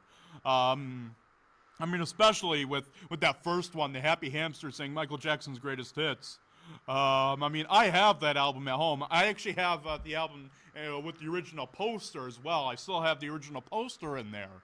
And it was, listening to that, I mean, I had to just get that album after hearing you talk about it on your program, and I was like, whoa, this is something bizarre. I'm still trying to get my hands on a copy of the Ghost Bustin' album. This is the last Happy Hamsters disc. Yeah, that album too. I have somewhere online. There was an old vinyl rip of it that somebody had converted into MP3s. And that's what I used on the episode. It was just a download of that person's not so great needle drop. Right, and that also had that was probably the most self-aware album that they did, because they they got sued and they make reference to it. Right, we're hamsters, not chipmunks. Right. Yeah, that too. And that was, whoa. And then when you did all the other public domain VHS episode, the other public domain VHS episode, just learning about Madison and Alpha Video, and for like, especially like fans of the film Metropolis by Fritz Lang, for years it was a struggle trying to track down a good copy of that film. I mean, that film. I think the worst version of it was the Madison version from 1998 and sadly that was the first ever DVD edition of the film. And I this was before Geno in the Evening ever existed. I used to do a Google Hangout show back in the day. And I did this show with David A. Scott Jr., the VCR from Heck. I want to send a quick shout out to you, sir. How are you doing there? And David runs a great blog called The VCR from Heck, where he tracks down and he documents the history of public domain content on video cassette. It's a great blog. It's worth checking out. It's a Tumblr blog. So look it up, VCR from Heck. .tumblr.com. I believe that's the address. And David, if you're watching, feel free to call in and correct me on that. But I actually did pop in the Madison Metropolis DVD that I had on that show, and he was like, I mean, we were listening to the music. It was like random needle drop. I mean, they were playing romantic music while the destruction of the city was occurring. I mean, it's like you have to wonder what was going through these people's heads. I mean, you know, say what you will about companies like Video Yesteryear. You know, when you had Rosario at the, I believe it was the Harmond or Hammond organ performing each score, but at least they tried and gave these things original scores. At least they tried something with that. I mean, a lot of these companies just took the random 78, just plopped it on the record player and just clicked transfer, and that was it. Yeah, the good ones were, well, of course you had Blackhawk way Right. back in the film days, and they went over to video. And there were quality companies like Video Yesteryear, but when we say public domain, I think everybody thinks the stuff we used to pick out of the bin at Best Buy or wherever, the drugstore for $1.99. That's how I first watched a lot of that stuff growing up. Right. And I also have to give a nod to another company, Hollywood Home Theater, which was another one of these companies from the early 80s. They actually did something unique. They actually took these old silent films, and there was this one fellow by the name of David Ichikawa, and he would perform these scores on an old 80s style synthesizer. I don't know the exact synth that he used, but it was an old 80s synthesizer. And it's like these old, creaky, black and white faded prints of these silent films get even creepier with the addition of like an 80s soundtrack sounding score. Like his version of Nosferatu is really, really bizarre. And you sent me that one at one point, didn't you? Right. Yeah, I had to very transfer that to sounding VHS. thing? Yeah, I remember doing that. And he also did a copy of The Cabinet of Dr. Caligari that was just as bizarre. And that's saying something, making Caligari an even more bizarre film than it already is. If you've seen that film, you know how much of a mind trip that film is. Weren't those things made for or not Hollywood, but Blockbuster or one of the chains initially, if I remember right? Yeah, I think so. I think they were also, you had to get them through a catalog or something of that nature. But yeah, I want to give a good big tip of the hat to my buddy Nigel Driner, who hosts the Modern Times Charlie Chaplin podcast, who's a big fan of not only my show, but your show as well. And he was the guy that directed me towards Hollywood Home Theater because his first silent film was that copy of Nosferatu. And he still plays it every now and then, and he's overly nostalgic for it, but in a good way, Nigel. And we talk about it often, and he did Metropolis, this, that, and the other, and apparently he was actually a big part of the Monster Kid scene back in the 80s, because he did used to contribute to the Monster Kid Classic Forum that's still online. It's not as, I guess it's not as relevant or as active as it once was, but he was a member there, and just reading through some of his posts, he was a rather eccentric character.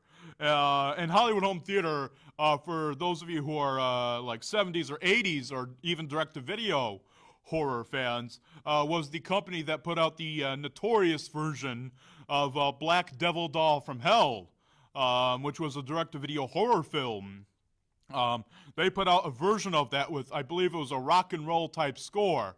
And I believe you could actually find that version on the DVD of Black Devil Doll from Hell as like an alternate version. So that was their big claim to fame was that film, especially in the horror market. They were another company like Video Yesteryear where they put out this eclectic stuff. And I just got to remark how much I loved Video Yesteryear and just their aesthetic. They were actually a company based here in Connecticut, I believe in Sandy Hook, Connecticut. And they would issue out these silent films, and they would be in these yellow cases. The cases always looked the same, but they had a program card in there, and it would tell you, and it would have a poster of the film, and it would tell you everything about it. And it was such a great novel concept at the time to have this stuff in a collection like this. That was back when you had to send out for catalogs and stuff like that. And so I love Video Yesteryear. I think it was a great stepping stone in helping preserve especially silent films here in America. Now, you've also covered a lot of controversial subjects as well. You've dabbled in religious topics, as well as World War II and World War I ephemera. Now, when you go into episodes like that, what's that mindset like? Because it's very easy to go in there with a cynical disposition and bash all this stuff, but at the same time, too, you have to be tolerant of the religion, and you have to be tolerant of the times that we were facing in World War I and World War II, when, because the world of World War II, when all the actors and actresses came out in full force and, for the cause, and they produced all these propaganda films and all that, that is totally alien to today's world, where we don't do that type of thing anymore. What is your mindset going in? Do you put yourself in the mindset of somebody during that time period, or do you go in as somebody from like 2019 and just trying to look at the stuff and just try to soak it all in as what it is and take it at face value, and just, or do you like research it? How do you go into making episodes with such controversial material? Because I imagine you have to tread lightly with that, or else you're in danger of offending people. Well, I do try and retain some level of sensitivity when I do that sort of stuff. But I like to think that most archive viewers are hip enough to know at least enough history and to take things in context of the time. So when I did the TV stuff from Nazi Germany, the bottom line is that stuff is ludicrous. But all sorts of awful things happen, and you have to be kind of aware of it. But in the end, I have this way of just letting it speak for itself as much as possible, and I'll say what I think of it, and I'll try and be pretty honest about it. As for the religious stuff, I think most archive viewers, regular viewers, are hip enough to know that when I tackle something religious, like I just did with the Christmas episode, it was a religious kids sing-along video on there, that it's more about in that case, the bad production values and kind of the naivete of the characters and stuff, as opposed to bashing somebody's faith. Right. I mean, that's never, and I think you could agree with this little disclaimer, is that the content that you do pertaining to religion is not meant in any way to bash or ridicule the particular religion that you're focusing on. I mean, you did an episode on backwards masking, which was very, very interesting. And for those of you who don't know the concept of backwards masking, it was a craze that occurred within several religious organizations from the 60s all the way up until, I believe, the 90s, where, and I think some of it still goes on today, but it was more prevalent back in the day, where these religious organizations would take these albums or records from these prolific rock acts or rock musicians, and they would play them backwards and see if they could detect any satanic messages from them. Like, if they were to play like a Frank Zappa record, they would like try and reverse and see if they could hear Zappa saying, "Ooh, I love Satan and crucifixion," or something like that. In my opinion, I think it was rather a ludicrous thing to research, because I'm sure that there was a lot more important things to focus on, but that was pretty much the celeb cause for a lot of religious organizations back then. And I want to stress here that the opinions of myself are solely those of myself. My opinions are not the opinions of Ben Minnotte or the Oddity Archive. So that's the thing there. So doing episodes like that where, you sort of do have to look at the ridiculous nature of, or in my opinion, the ridiculous nature of this material, where, like you covered the Hell's Bells video cassette, which was just this I believe this pastor or this minister talking about this stuff, and saying how all this stuff is satanic and evil and how to get it away from your kids. What is the mindset when you go into episodes like that, where, you know, I mean, episodes like that, you can easily go in there and ridicule a religion, but you have to go in there with those are very sensitive waters there. So what's it like when you go into episodes like that? Well, it seems like that's the only time I really went quite that far into it. Backwards Masking and Hell's Bells. And with Hell's Bells, well, actually both of those episodes, it's just so utterly absurd that I just treat it as such. I don't have to bring religion into it. I mean, the guy that hosted Hell's Bells thought he could cook an egg, you know, a raw egg, by holding it up to a speaker that was playing heavy metal music at a good loud volume. You know, just things that cannot happen. Or he was talking about an article in Rolling Stone magazine that was supposedly written by Robert Palmer, the pop star, not the guy that wrote for Rolling Stone magazine, whose name just happened to be Robert Palmer, not the Addicted to Love guy. And then the Backwards Masking episode was just a load of fun to make because it's all down to interpretation. Unless it's a deliberate reversed message, it's just how you hear it. I remember a bit about it where if you don't enunciate the word "and" too well, and you have an S or any kind of sibilant nearby, play backwards, and 9 times out of 10 it's going to sound like Satan. I mean, it's also completely absurd. You don't even have to worry about religion. The sheer insanity of it speaks for itself.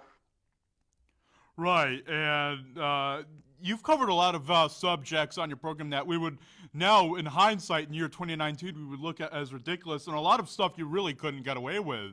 I mean, you discussed a lot of the 1-900 numbers. I mean, from experience, I mean, as a wrestling fan, I like, you know, one of my favorites, and I'm not ashamed to admit this, is the old Herb Abrams Universal Wrestling Federation from the early 90s. And I have some of the original Sports Channel America recordings from that.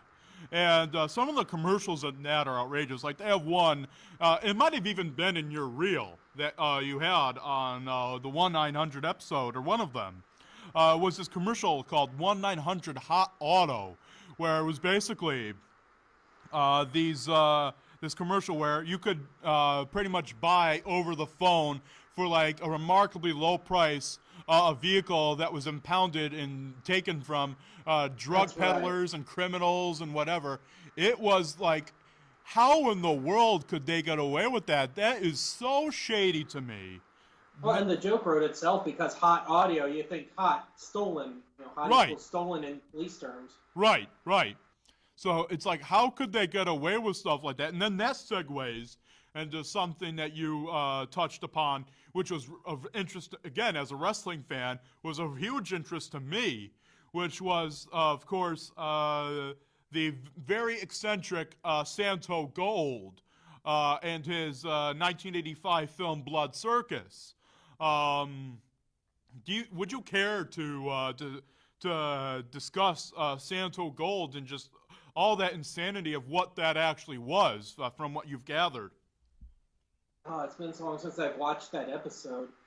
But the Santo Gold guy sold this jewelry on infomercials, and it was just real cheap jewelry, but it was gold. He could call it gold, but it had the absolute thinnest layer of gold on the jewelry.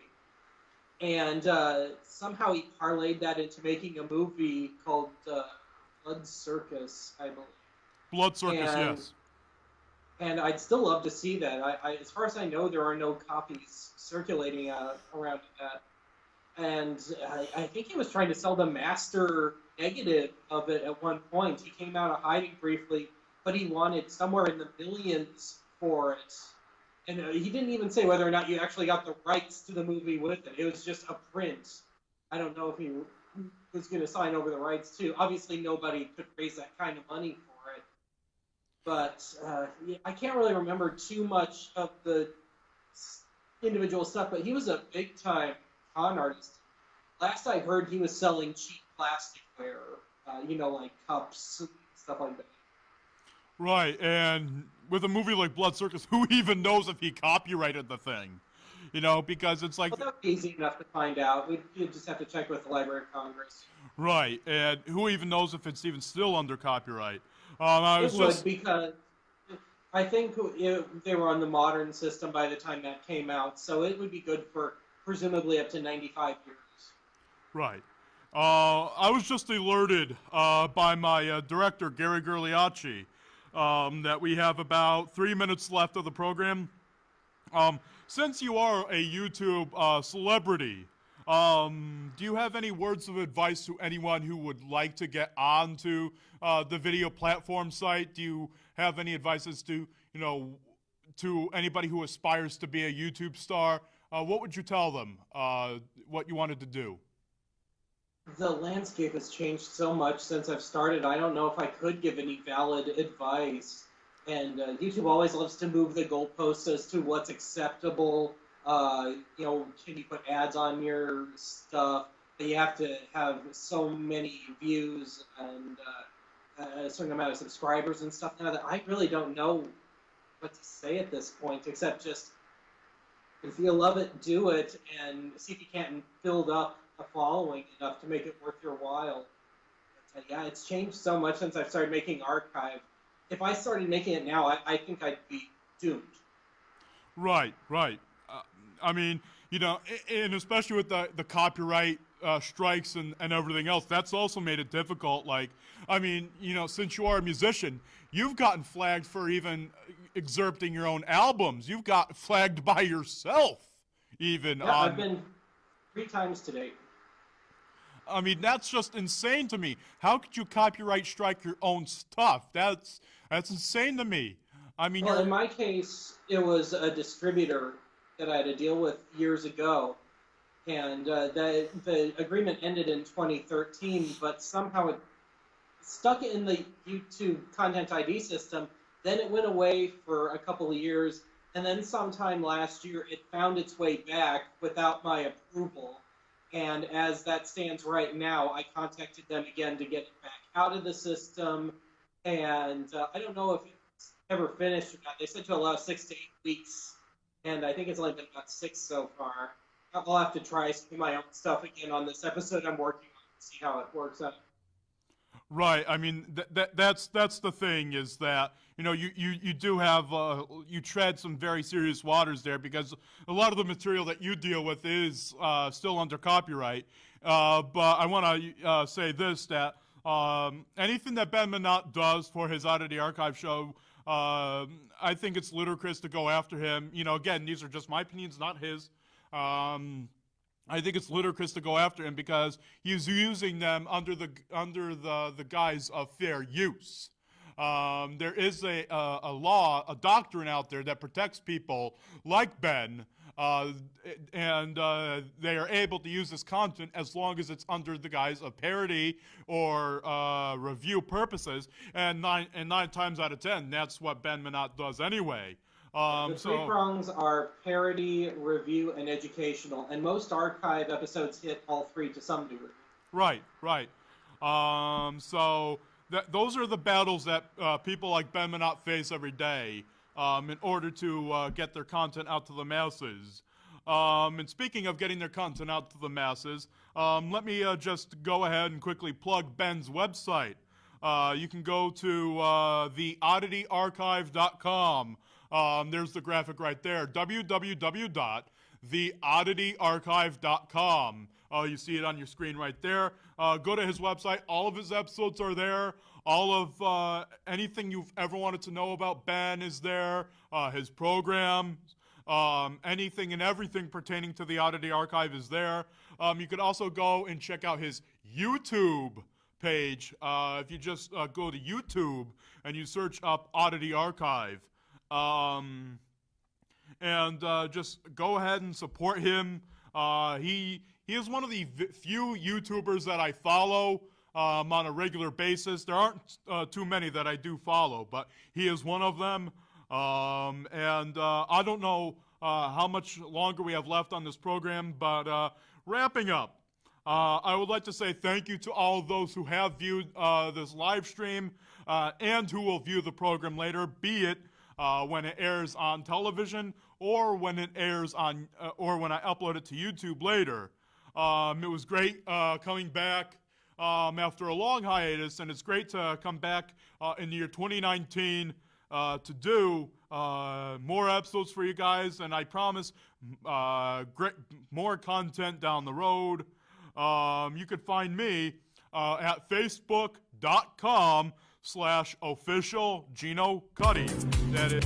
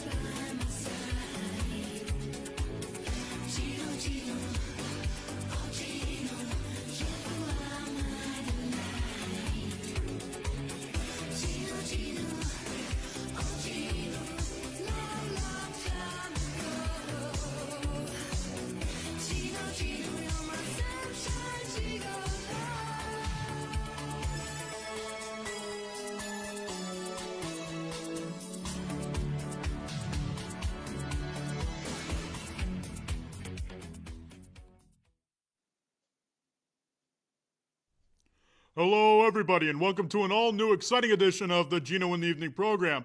I am, of course, your host, Connecticut's only conversing cowboy, hard-hitting Geno Cuddy.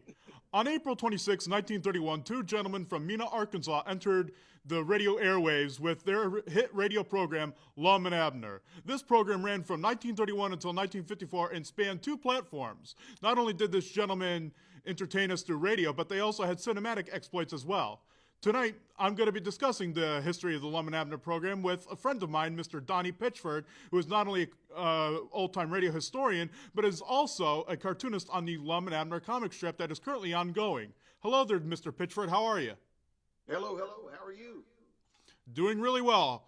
Now, who were Chester Locke and Norris Goff, and how did they start their careers in entertainment? Well, they were actually two good friends who grew up in Minnotte, Arkansas. And in fact, I'll put the comic strip up to give you an example, if that image works for you. They got together in their 20s and auditioned at a radio station in Hot Springs, Arkansas. And this is how I illustrated that. They went on the air. They got to the radio station and saw that the wings were loaded with acts that were imitating another popular radio show, and they decided to change their format at that very moment, and they went with some rural characters.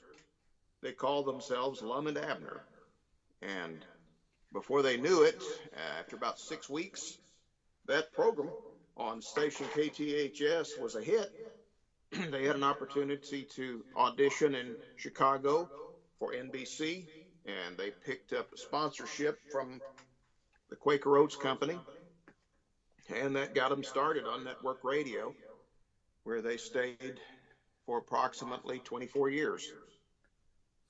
Now, which characters did Chester Locke play, and which characters did Norris Goff play, respectively? Well, Chet was Lum, of course, in the beginning. That was the only character, and then they added other characters as they went along. And Norris Goff, who was most commonly called Tuffy because of his high school football experiences, played the part of Abner. And as they continued, they added characters. Lum played a elderly fellow by the name of Grandpappy Spears, and Abner became the sort of the heavy of the program, Squire Skimp, who was a con man. Chet became Cedric Weehunt. He also sometimes played a bully named Snake Hogan. Tuffy was very good at voices. He played Mousy Gray, and he was Doc Miller. And just through the years, they added other characters as they needed them. And some of those characters moved in and out of the show. And it's quite incredible that these two gentlemen did all the voices for this program. I mean, people have to remember radio was a very lucrative medium at the time. A lot of people tuned into such programs as Lum and Abner, which was, if I may, was a comedic soap opera of sorts, because every day there would be a new chapter in a Lum and Abner serial. And so these two gentlemen are sitting at this microphone at whichever radio station, because there were numerous radio stations throughout the years that carried the Lum and Abner radio program. These two gentlemen are sitting at a microphone and doing all these voices, and what incredible talent they had. If you listen to the Lum and Abner radio programs, which are available, these are very old, ladies and gentlemen. These are two cassette sets from Radio Spirits. Let me just position them right here. These are from my own personal collection, and these were produced by Radio Spirits Incorporated. And these sets comprise a lot of the 1940s Lum and Abner programs. And when they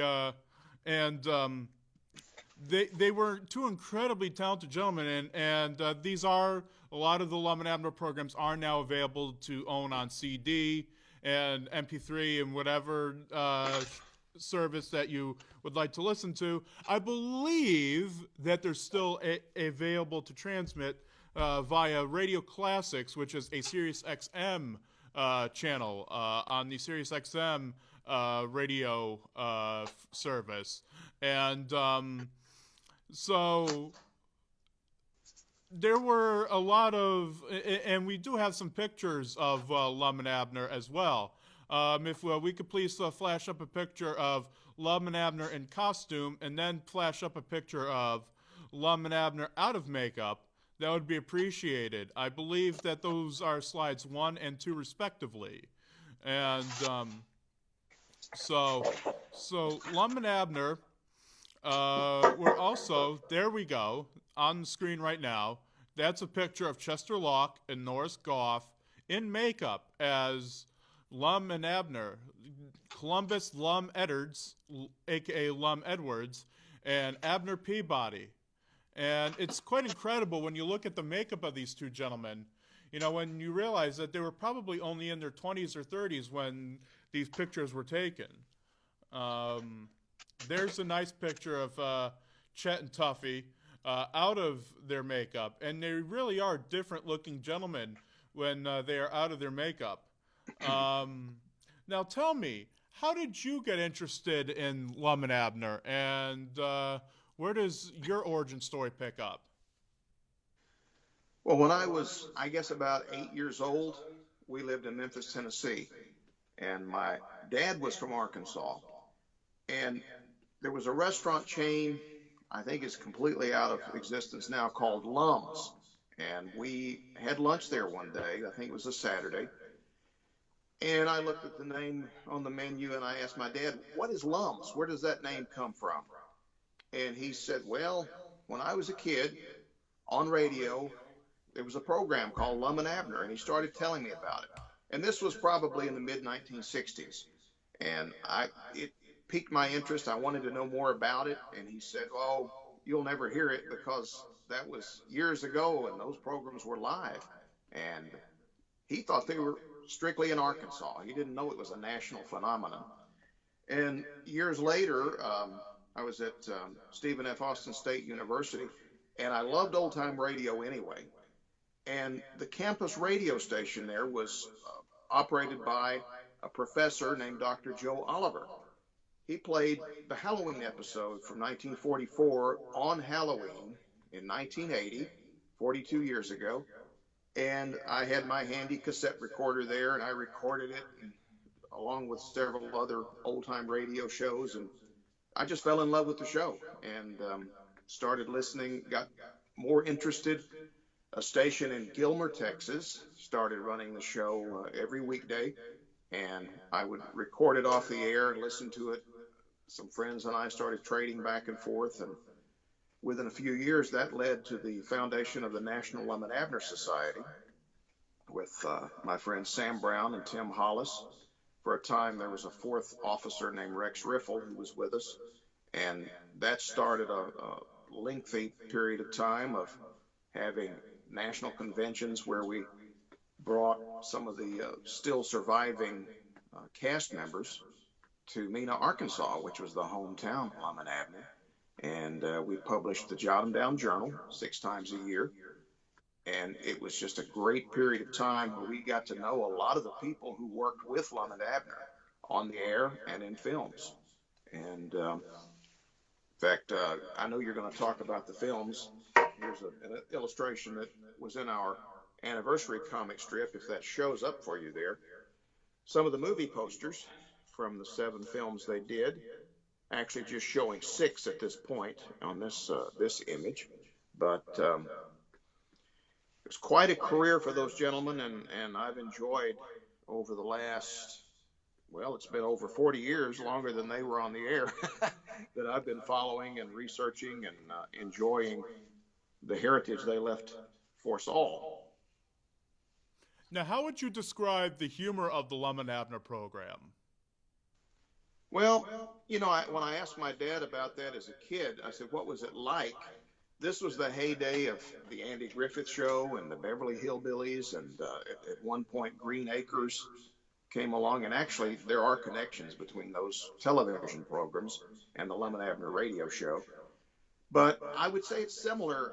I would compare it more to the Andy Griffith Show, I think. The comedy wasn't as broad as it was in the Beverly Hillbillies or Green Acres, but I would compare it to that. It's a laid-back, rural type of humor, a lot of wordplay. It reminds me a lot of listening to uncles, aunts, grandparents that I grew up around who were from Arkansas or who were from East Texas, which is where I live now. And it was just a sort of gentle humor. There would be occasional slapstick or occasional situations that were kind of over the top, such as when Lum and Abner tried to fly a rocket ship to another planet. That was a little outrageous. But most of the time, it's just a comfortable, gentle, down-home type of humor.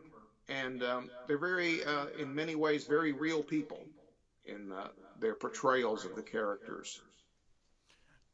And many people thought that, as a matter of fact, during some of your meetings with the National Lum and Abner Society, you would have people come in nearly in tears saying, I didn't know that this was a radio program. I thought that I was actually being piped in to two gentlemen in a general store in Arkansas. People didn't know that this was a scripted radio program. People thought that this was real, not unlike the Orson Welles' War of the Worlds broadcast. People thought that these were two real gentlemen from from Pine Ridge, Arkansas, and that they were just eavesdropping in on conversations and everyday events. When you listen to the programs, there is a very real sense to them. They don't seem scripted at all. They seem very natural, and that's, again, to the great talents of Mr. Locke and Mr. Goff. And you were discussing the National Lum and Abner Society. I believe that in our slideshow presentation, we have a logo for the National Lum and Abner Society, as well as the Jot 'em Down Journal. If we could please flash that up. I'm sorry, I am unaware of some of the slide numbers, but if you could find that, please display that. The logo for the National Lum and Abner Society is one of the few pieces that I did not create. That was done by a gentleman named Bob Lyons in California, who was very involved in the history of radio and in broadcasting.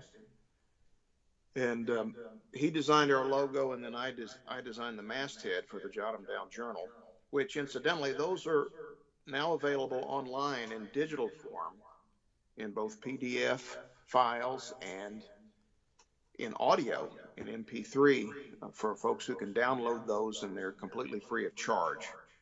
We have the complete 23-year collection, 133 issues of the Jot 'em Down Journal are available again, and the set will be complete sometime early in 2023. If you're just joining us, ladies and gentlemen, we are talking with Donnie Pitchford, who is a cartoonist and old-time radio historian, and we are discussing the popular 1930s and 40s radio comedy team Lum and Abner, played by Chester Locke and Norris Goff, respectively.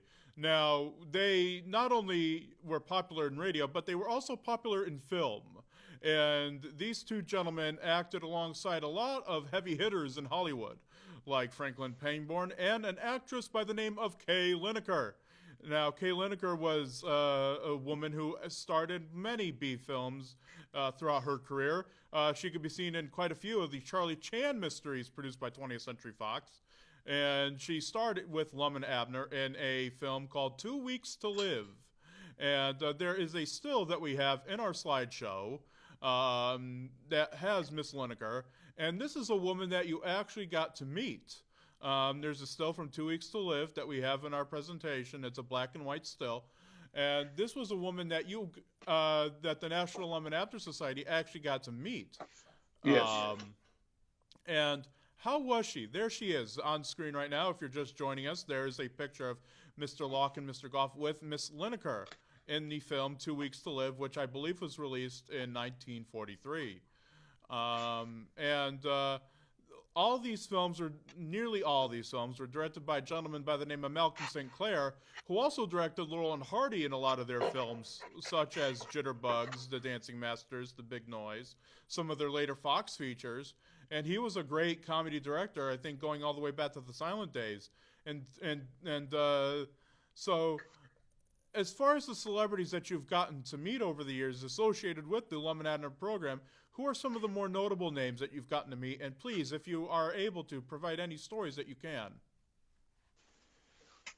Well, we started out, our first convention guests were Roswell Rogers, who was their head writer. We had Clarence Hartzell, who played the part of Ben Withers on the show and was known for several years as Uncle Fletcher on the Vic and Sade radio show. Through the years, we had a good friend named Jerry Hausner. If you've ever seen the I Love Lucy show, Jerry was in several episodes of I Love Lucy. Elmore Vincent, who played Abner's Papa on the show, because they did start using some other actors occasionally to fill in on the show. We had Kathy Lee Crosby, who was probably the most recent thing. She's done some television movies, but she was on the old series That's Incredible for several years. We've had their producer, Forrest Owen, was with us. Dick Beals, who is well known as the voice of Speedy Alka-Seltzer, and several cartoon voices, was one of our guests. We even had Fred Foy of the Lone Ranger as a guest, who was never on Lum and Abner, but he was a fan of Lum and Abner and was just a wonderful guest. So we had Lum and Abner meet the Lone Ranger in our own script. Parley Bear was another who was, he was on the Andy Griffith Show as Mayor Stoner. He was the voice of Ernie Keebler in the cookie commercials that you may recall, and just countless other films and television and radio shows. I know I'm leaving people out. Dallas McKinnon was a memorable guest. Did the voice of Gumby for several years and played Cincinnatus on the old Daniel Boone show. Sam Edwards, radio actor. Roby Lester, a singer, radio actress, and cartoon voice actress. Jenny Tyler, another one that did countless cartoon voices. Nancy Weibel is another. I don't have a list written down in front of me. I'm just kind of pulling these from memory out of the, we had about 20, 21, 22. The most recent convention was in 2015, and we had no old-time radio people to invite, so we had some folks who have a connection. We had John Rose, the cartoonist on Barney Google and Snuffy Smith, and we had Mike Curtis, the writer of Dick Tracy, who actually, in fairly recent years, put Lum and Abner into the Dick Tracy strip.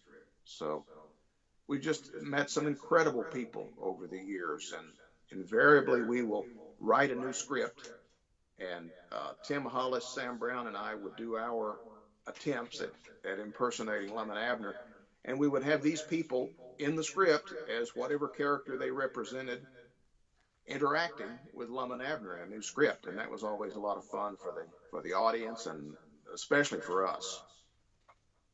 And to put faces to names, we do have in our slideshow, we do have a picture of Tim Hollis, Donnie Pitchford, Kay Lineker, Dallas McKinnon, and Sam Brown all together as part of the National Lum and Abner Society, and that's a great photograph. That was taken, I believe, in 2003, if I'm being correct on that. Yes, that's correct. Again, ladies and gentlemen, if you're just joining us, we are talking with Donnie Pitchford, who is a cartoonist and old-time radio historian. We are discussing the popular 1930s and 40s comedy team of Lum and Abner.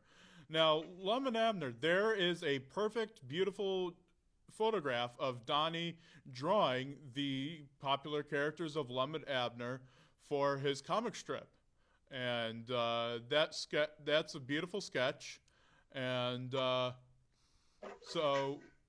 and there's another sketch that you have drawn of Lum and Abner. Now, a little later on in the program, ladies and gentlemen, we will actually have a live demonstration of how Mr. Pitchford draws these beautiful characters, and so Lum and Abner was very much based on a lot of the situations and stories and a lot of the occurrences that Locke and Goff saw in real life, including the perennial Jot 'em Down store, which was based on the popular Dick Huddleston store, which was in, I believe, Waters, Arkansas. And Waters, Arkansas, because of the popularity of the Lum and Abner program, and I believe about 1937, Waters, Arkansas permanently changed their name to Pine Ridge after the location of the 36. I apologize. Yes. Changed That's okay. the name. It was on the 5th anniversary of the first broadcast. Right. And they changed the name from Waters, Arkansas to Pine Ridge, Arkansas in honor of the program. And if you go to Pine Ridge, Arkansas today, you could still visit the Jot 'em Down store. It is now a part general store and part museum. Now, unfortunately, as I've heard as of recently, this property has been put up for sale. Now, do you have any idea as to what will transpire with that property? Will the Lum and Abner Museum and Jot 'em Down store be maintained, or will will progress unfortunately rear its ugly head? I don't know the status at this very moment. I'm not sure if you can see my illustration. This was from one of the comic strips. But these two people in the middle, if you can see that, are Lon and Kathy Stucker, who have run the museum and store for many decades. And this is, of course, an older picture, but there's also a picture up here of Chet Locke visiting the facility back around, I would guess, the late 70s. But yes, it was a meeting place for us for many, many years, and just a wonderful place to visit. And my hope is that the Stuckers will be able to sell this property to someone who will maintain it and keep that history alive. So that's what we're hoping. Now, do you have any insight as to any potential buyers or anything, or do you not have that information? No, I do not. Okay. I mean, something that may help this matter is the fact that it was added to the National Registry of Historic Places. So hopefully that will be able to protect it. I would hate to see anything happen to this beautiful piece of property that is really a shrine, if you will, to these two gentlemen and their life's work. Now, as we mentioned before, when we mentioned in our program, we did mention that Lum and Abner did make a series of films, starting with the 1940 film Dreaming Out Loud. Now, why did Lum and Abner decide to make movies? Why did Chester Locke and Norris Goff decide to get into the motion picture business? I think that was just the natural progression of things because other radio acts had done the same thing. And they moved to Hollywood at some point in 1937. I think with that in mind, with that idea or that goal in mind, and we're just waiting for the right offer, the right opportunity, and finally it came from RKO and from producer Jack William Voshin. They had the opportunity to start a series of films. And their second film that they made, Dreaming Out Loud, is a bit more of a dramatic story, I believe, concerning a young girl who's involved in a hit and run. The next film is a bit more, I would say, in keeping with the Lum and Abner radio program, in that it's actually the only film that they produced with Mr. Voshin that Chester Locke and Norris Goff actually wrote themselves. And this film is the follow-up feature, which is the 1941 film, The Bashful Bachelor, which also stars Zazu Pitts, who was a popular comedian and made a series of films with Thelma Todd and such. And there's a beautiful one-sheet poster for the Post Pictures reissue of The Bashful Bachelor. We actually have a clip of The Bashful Bachelor that we would like to play you, ladies and gentlemen. This is a 5-minute clip, and we will be right back.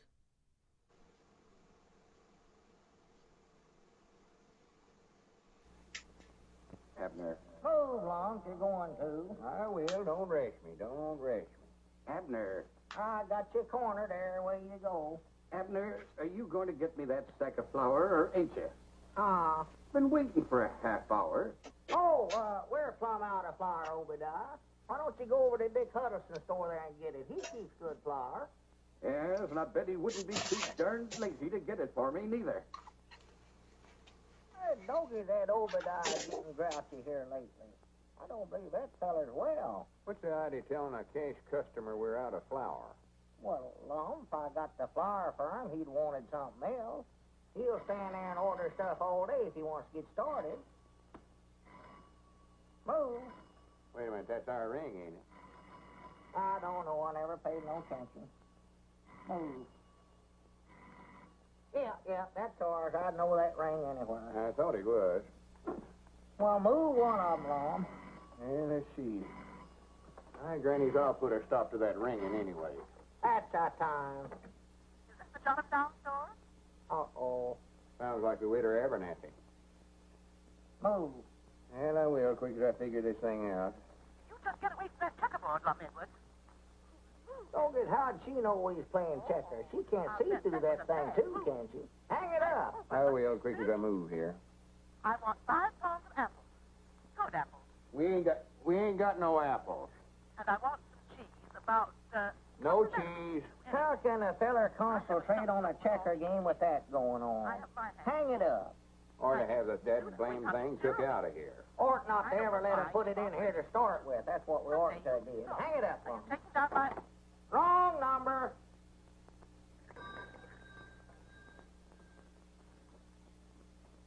Wait a minute. Here comes Uncle Henry Lunsford. Expect I better get up and wait on him. Yeah, better, 'cause he feels sort of embarrassed even coming in here owing us like he does. Well, he ought not to feel that way. Granted, he's had a lot of hard luck at his place this year. Yeah, don't mention the bill to him at all, Lum. Well, good morning, Uncle Henry. Morning, Lum. What can I do for you? I come to see you about that bill I owe you. Oh, well, me and Abner just ain't got around to making them bills out yet this month. Been owing it to you so long that Oh, tut now. What was you needing? Well, been needing so many things that we're plumb out of flour. Flour. Yeah. Granny's, we got plenty of it. Just got a fresh batch in day before yesterday. Lum, get Uncle Henry to try out some of them potatoes there for us. Give him about a bushel of them. Oh, Lum, I don't want you to do that.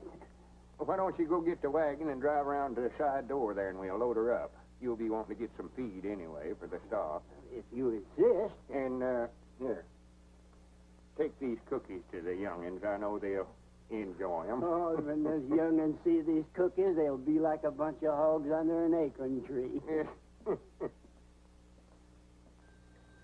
Abner, Huh? come on up here and help me. Let's get a big basket of stuff for them. I know they're plumb out of everything. Yeah, that's a good idea, Lum. Wait a minute. Granny's, here comes the widow Abernathy. All full of love and matrimony as usual. I ought to hide's what I ought to do. No, sir, you stay here and wait on her. You're the one she's in love with. Morning, waiter. Morning. Oh, there you are, Mr. Edwards. You were so busy when I called you, I thought I'd better bring in this order. Let me see. I want 5 pounds of potatoes.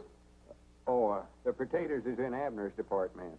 5 pounds of potatoes, Abner. 5 pounds of spuds. And a package of macaroni. Abner handles the macaroni, too. Package of macaroni, Abner. Macaroni, check. Perhaps it would be best, after all, if I just left this list with you and had you deliver it. In person, if you please. Where are those children? Here we are. It's so hard for one little woman to cope with them. What they need is a good, strong father. Don't you think, Mr. Edwards? We'll get the groceries over there some way or other with her. Come, children. What them kids needs is a good, strong right arm.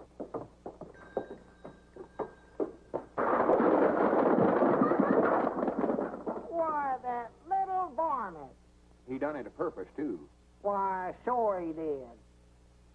Doggies, I know that ain't my department. Go on, pick 'em up, Lum. All right, I'll straighten up the cans. Here, you fill out the grocery order. Yeah. Hand me a sack of them potatoes as you go by there, Lum. Brilliant comedy, ladies and gentlemen. Brilliant comedy. I love the Lum and Abner films, and it must have been something else for movie audiences to go and finally see these films and witness, what Pine Ridge, Arkansas looked like, what the Lum and Abner Jot 'em Down store looked like. It must have been amazing to see all this. I know myself that after listening to the radio programs for quite a bit of time, that finally seeing these films was something of a revelation. As a matter of fact, they made quite a handful of films, as we've stated before, and their third film, 2 Weeks to Live, was also a great one. That one also starred, I believe, model and I believe Miss America beauty pageant runner-up, Miss Rosemary LaPlanche, and it had Franklin Pangborn. And, Right. And what a great film that was. And that was followed up by So This Is Washington. And So This Is Washington was the only Lum and Abner film to be nominated for an Academy Award for sound production. Unfortunately, it lost out to the film The Land Is Mine, but during Oscar season on Turner Classic Movies, every now and then, you'll probably see them run a print of So This Is Washington. Now, you have actually created a comic strip dedicated to Lum and Abner. Now, how did that come about? Well, for several years, I taught broadcast journalism and media production here at Carthage High School in Carthage, Texas. But my dream as a 5-year-old kid was to be a cartoonist. And I have to give credit to a gentleman I'm going to pan to show you some art. Gentleman by the name of George Wildman, and actually George is from your state, Connecticut. And this is some of his original art. He did the Popeye comic book for several years, from the late 1960s through the 1980s. And when I saw this cover, this is the original, which is quite large, but when I saw this in print in 1971 and read about the history of Popeye, it inspired me to write him a letter. And he answered and started giving me advice, and I would bug him and ask, how do you do this? How do you do that? So I have to give George a lot of credit for being a hero, a mentor, keeping my interest going. But I didn't get to start right away. I had to make a living. I had to do other things before I was able to get back to what I really wanted to do. And about 12 years ago, I was able to retire from Carthage ISD here locally, and still cared a lot about Lum and Abner. I still wanted to be a cartoonist. And there was a gentleman in Arkansas who started an online newspaper called First Arkansas News. He was a Lum and Abner fan and interviewed me at some point in 2010 about Lum and Abner. And at some point the next year, I said, "What have you ever thought about putting a comic strip online with your newspaper?" He said, what are you talking about? I said, "What about Lum and Abner? You're in Arkansas. We both love those characters."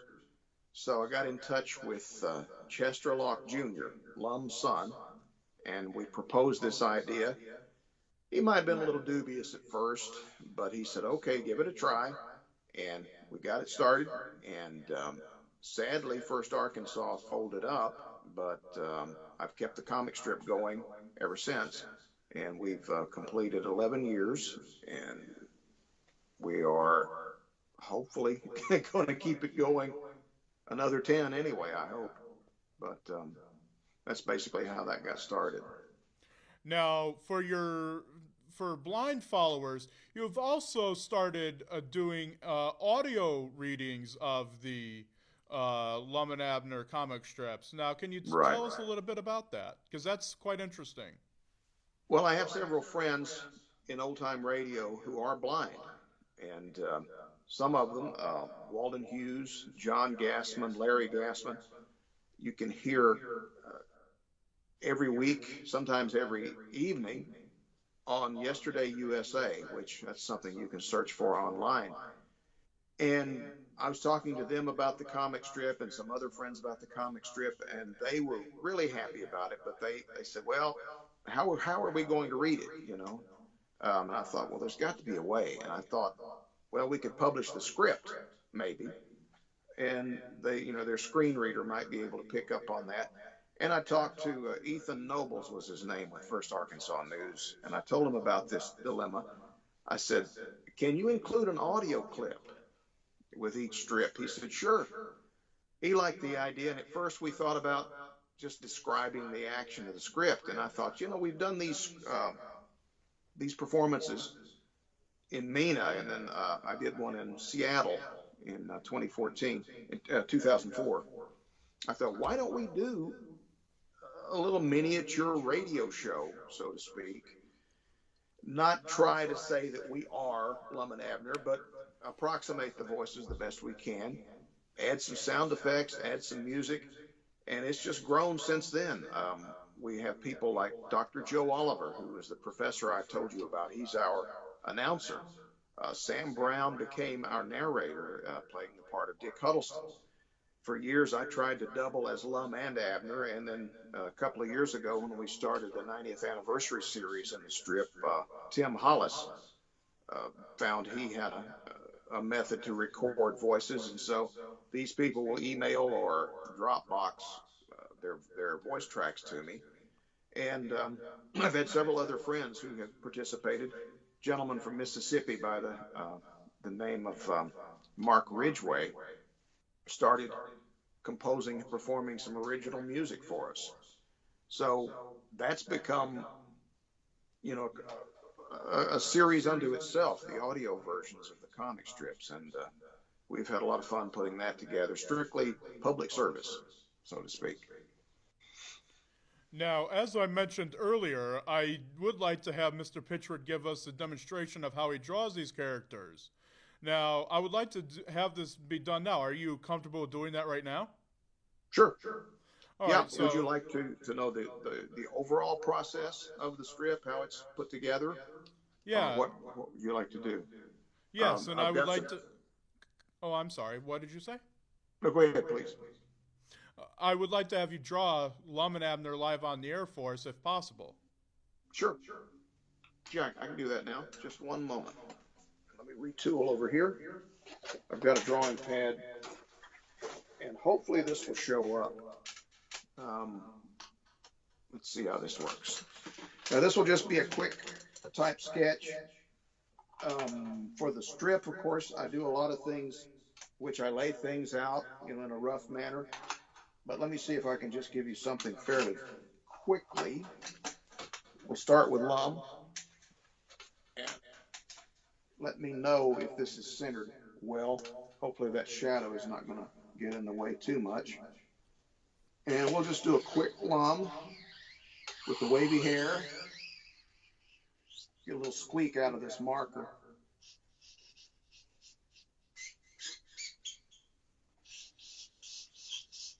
Normally I would work out the shape of the head and everything very loosely, but since we're doing this for live television, this is just a quick sketch. If we could please remove my watermark, that would be great. Thank you. But anyway, a couple of wrinkles on Lum. We'll give him some eyes looking back this way. And find a spot for his nose there. This is the type of sketch I might do for an audience or a group or a school. Now, Lum's got this big handlebar mustache. A little bit exaggerated from what he looks like in the films. But the fun thing is I like to have the mustache sort of illustrate his moods. If he's happy, it's going to point upward. If he's upset or sad, it's going to droop. If he's excited, it may jut out to the side.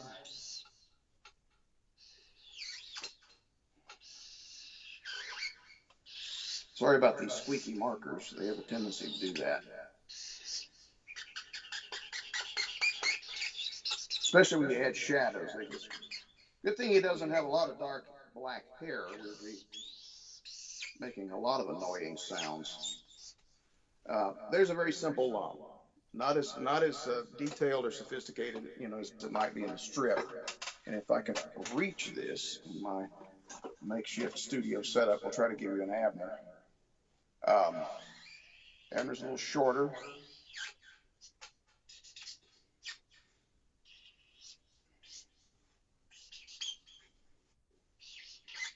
They're not at odds in this. They're not arguing, so I'm going to have they're both smiling in this depiction.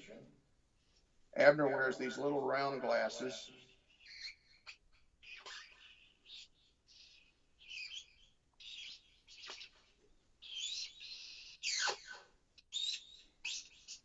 He's pretty happy today. More than likely, he's collected on some long-standing store debt that's been on the books for several years, and so he's in a pretty good mood.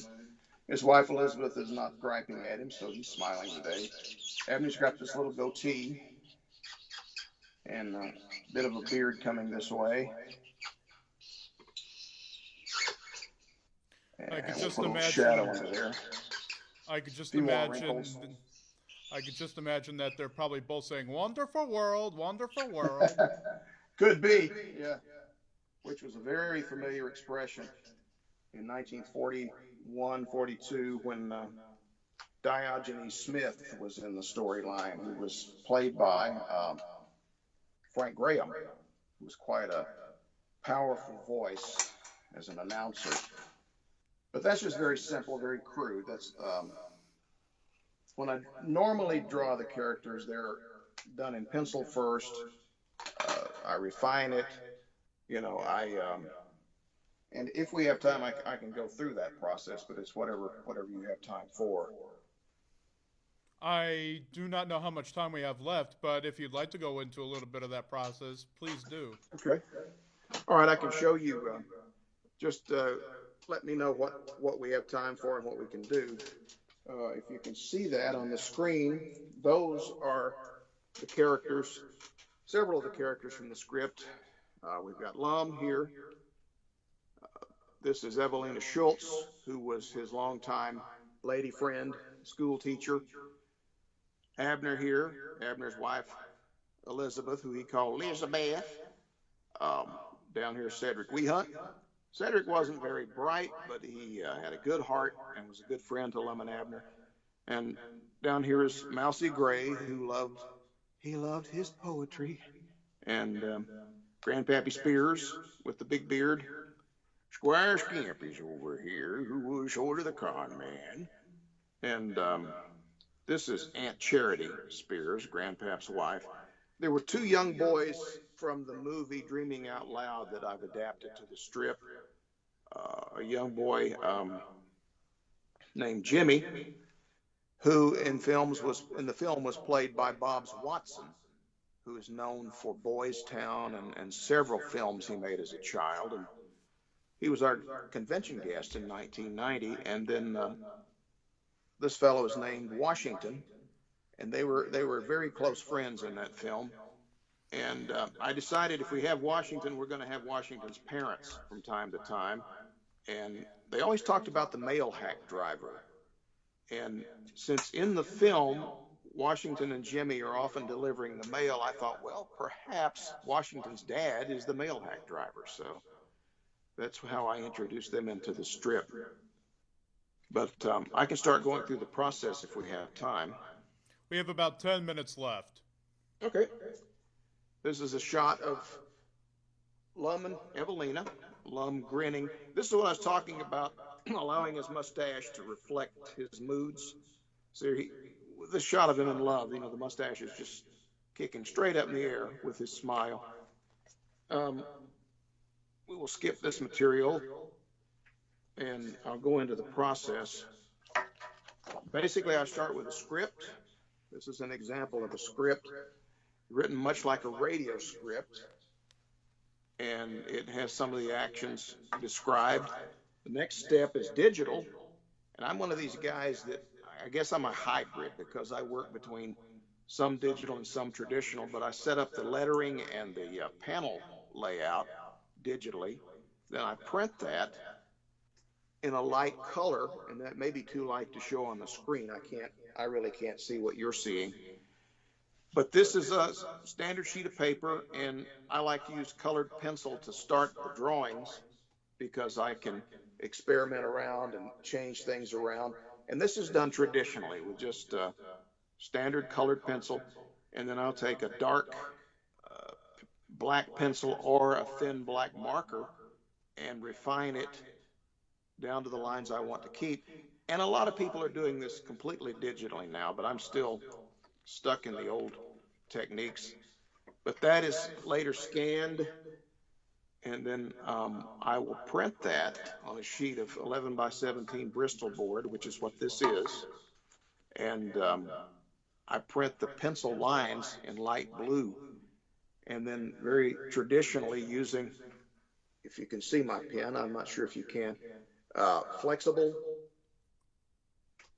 steel nibs on these pens that dip into just standard black India ink, which is, well, I say it's standard. It may be a little hard to find these days unless you go to an art supply store. But this is the old type process, the traditional process that a lot of cartoonists use for years. But the inked version, which apparently I don't have handy, here's another inked strip. It's not the same strip, but this is a finished inked strip in India ink. I do the lettering digitally, but the art is all done by hand. This was a story in which Lum was, it became more dramatic than some stories, and Lum was being chased by a jewel thief that he had assisted the police in having arrested a while back. This is the color version of the strip I was showing you earlier, and that's done digitally in Photoshop. And then from there, it's submitted to the newspapers where it's printed, and also it's put online. And that's another original. That was one of the ones where Lum captures the jewel thief in our dramatic story. But that's the general process of how I put the strip together. And I mentioned earlier that Lum and Abner were in the Dick Tracy strip, and I'll go ahead and show you those images. And if we run out of time, just let me know. But this was Mike Curtis, the writer of Dick Tracy, had this idea. And so we had a lot of fun with Lum and Abner were going on a mysterious trip in my strip. And the next week, July 20th of 2014, they're missing. And the characters are wondering, where are Lum and Abner? Well, they find them in the comics. And then if you logged on and read Dick Tracy that day, if this will show up for you on the screen, Dick Tracy and Orphan Annie, another famous old-time comic strip character, were actually visiting the Jot 'em Down store and meeting Lum and Abner. And that was quite a moment for us to have that happen in one of my all-time favorite strips, Dick Tracy, which was written by Mike Curtis and illustrated by Joe Staton. And this is actually part of Joe's original art for that strip, which is done very much the way I do mine, only I believe he inks with a brush. He even had an interior shot that was used in some of these panels of his version of the Jot 'em Down store. So that was a memorable time for us. We have about 5 minutes left remaining of the program. I have a few more questions, a couple more questions. Sure. What is the circulation like with your strip? How many readers do you have reading that in the newspaper? How many newspapers syndicate your comic strip around the country and around the world? And I wish I could say millions. We are in the Minnotte Star, the hometown newspaper of Lum and Abner. We're in the Amity Standard in Arkansas. We're in a monthly publication called Today's Grocer, which does have national distribution. I don't know the numbers. I really don't know the numbers. We have a few thousand people who I'm sure read us online. We are available on our website, lumandabnercomics.com. If you want to visit that site, you can get a free advertiser-supported subscription, receive it in your email every week. There's also an extensive library of our archives. We finally have every strip back up online, all the way back to the beginning. So you can see all of that. It doesn't cost you anything. And hopefully we're going to grow that audience some more in future years. But it's tough finding a mainstream audience for something that is of this age and of the era that Lum and Abner were. But it's what amazes me is there are people who are the age you are, Geno, that are much younger than I am, who are picking up on it. We have a lot of fans that are what I call younger folks, who, well, I was actually born after Lum and Abner went off the air. I just heard about them from my dad, and I got interested in old-time radio from listening to other people talk about it. But hopefully we're going to keep growing with younger audience members, and keep these characters alive as long as we can. I want to thank you, Mr. Pitchford, for coming on to the program. This has been a lot of fun discussing not only your artistic process in producing the strip, but also discussing the legacies of Mr. Locke and Mr. Goff. I mean, their progeny is incredible. I mean, they not only inspired the Andy Griffith Show. I mean, Mr. Goff was actually on the first color episode of the Andy Griffith Show where he played a shopkeeper. I believe it's Opie's First Job, I believe is the name of the episode. And that's where Opie gets a job, and he works in his Norris Goff's store. Mm-hmm. He also appeared on an episode of the Gomer Pyle sitcom, Gomer Pyle USMC, as Gomer's grandfather. And there's a direct, you could almost sense a direct linkage between Pine Ridge, Arkansas and Hooterville with the Green Acres and Petticoat Junction, Beverly Hillbillies universe. And you can see a direct lineage between Squire Skimp and Pat Buttram's character of Mr. Haney on Green Acres. So Lum and Abner has inspired a multitude of classic television and media properties. And we can't state enough how much of the legacy these two gentlemen left behind. I may point out that Jay Summers, who created Green Acres, had been a writer on the Lum and Abner half-hour show. So it's no surprise that he was inspired by what he was writing for Lum and Abner when he created first a radio show called Granby's Green Acres, which was a summer replacement series around 1950. And then in the 60s, he modified that into Green Acres. Yes, indeed. Yes, indeed. So, again, ladies and gentlemen, I want to thank you all for joining us on this great edition of Geno in the Evening. I want to wish you all a very Merry Christmas. I want to wish you all a very Happy New Year. And I also want to wish you a Happy Hanukkah and a Happy Kwanzaa and whatever holiday you celebrate, ladies and gentlemen. I want to thank Donnie Pitchford for coming onto the program. This has been a lot of fun discussing the legacies of these two gentlemen, as well as discussing Mr. Pitchford's own legacy with the Lum and Abner comic strip. If you have any questions or concerns, please direct them to me.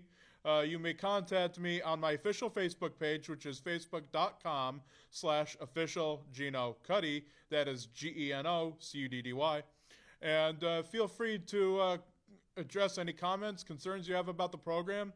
Again, ladies and gentlemen, this has been a lot of fun, and I hope you all have a great evening. Remember, Geno in the Evening is the final word in talk television. Thank you so much. Thank you.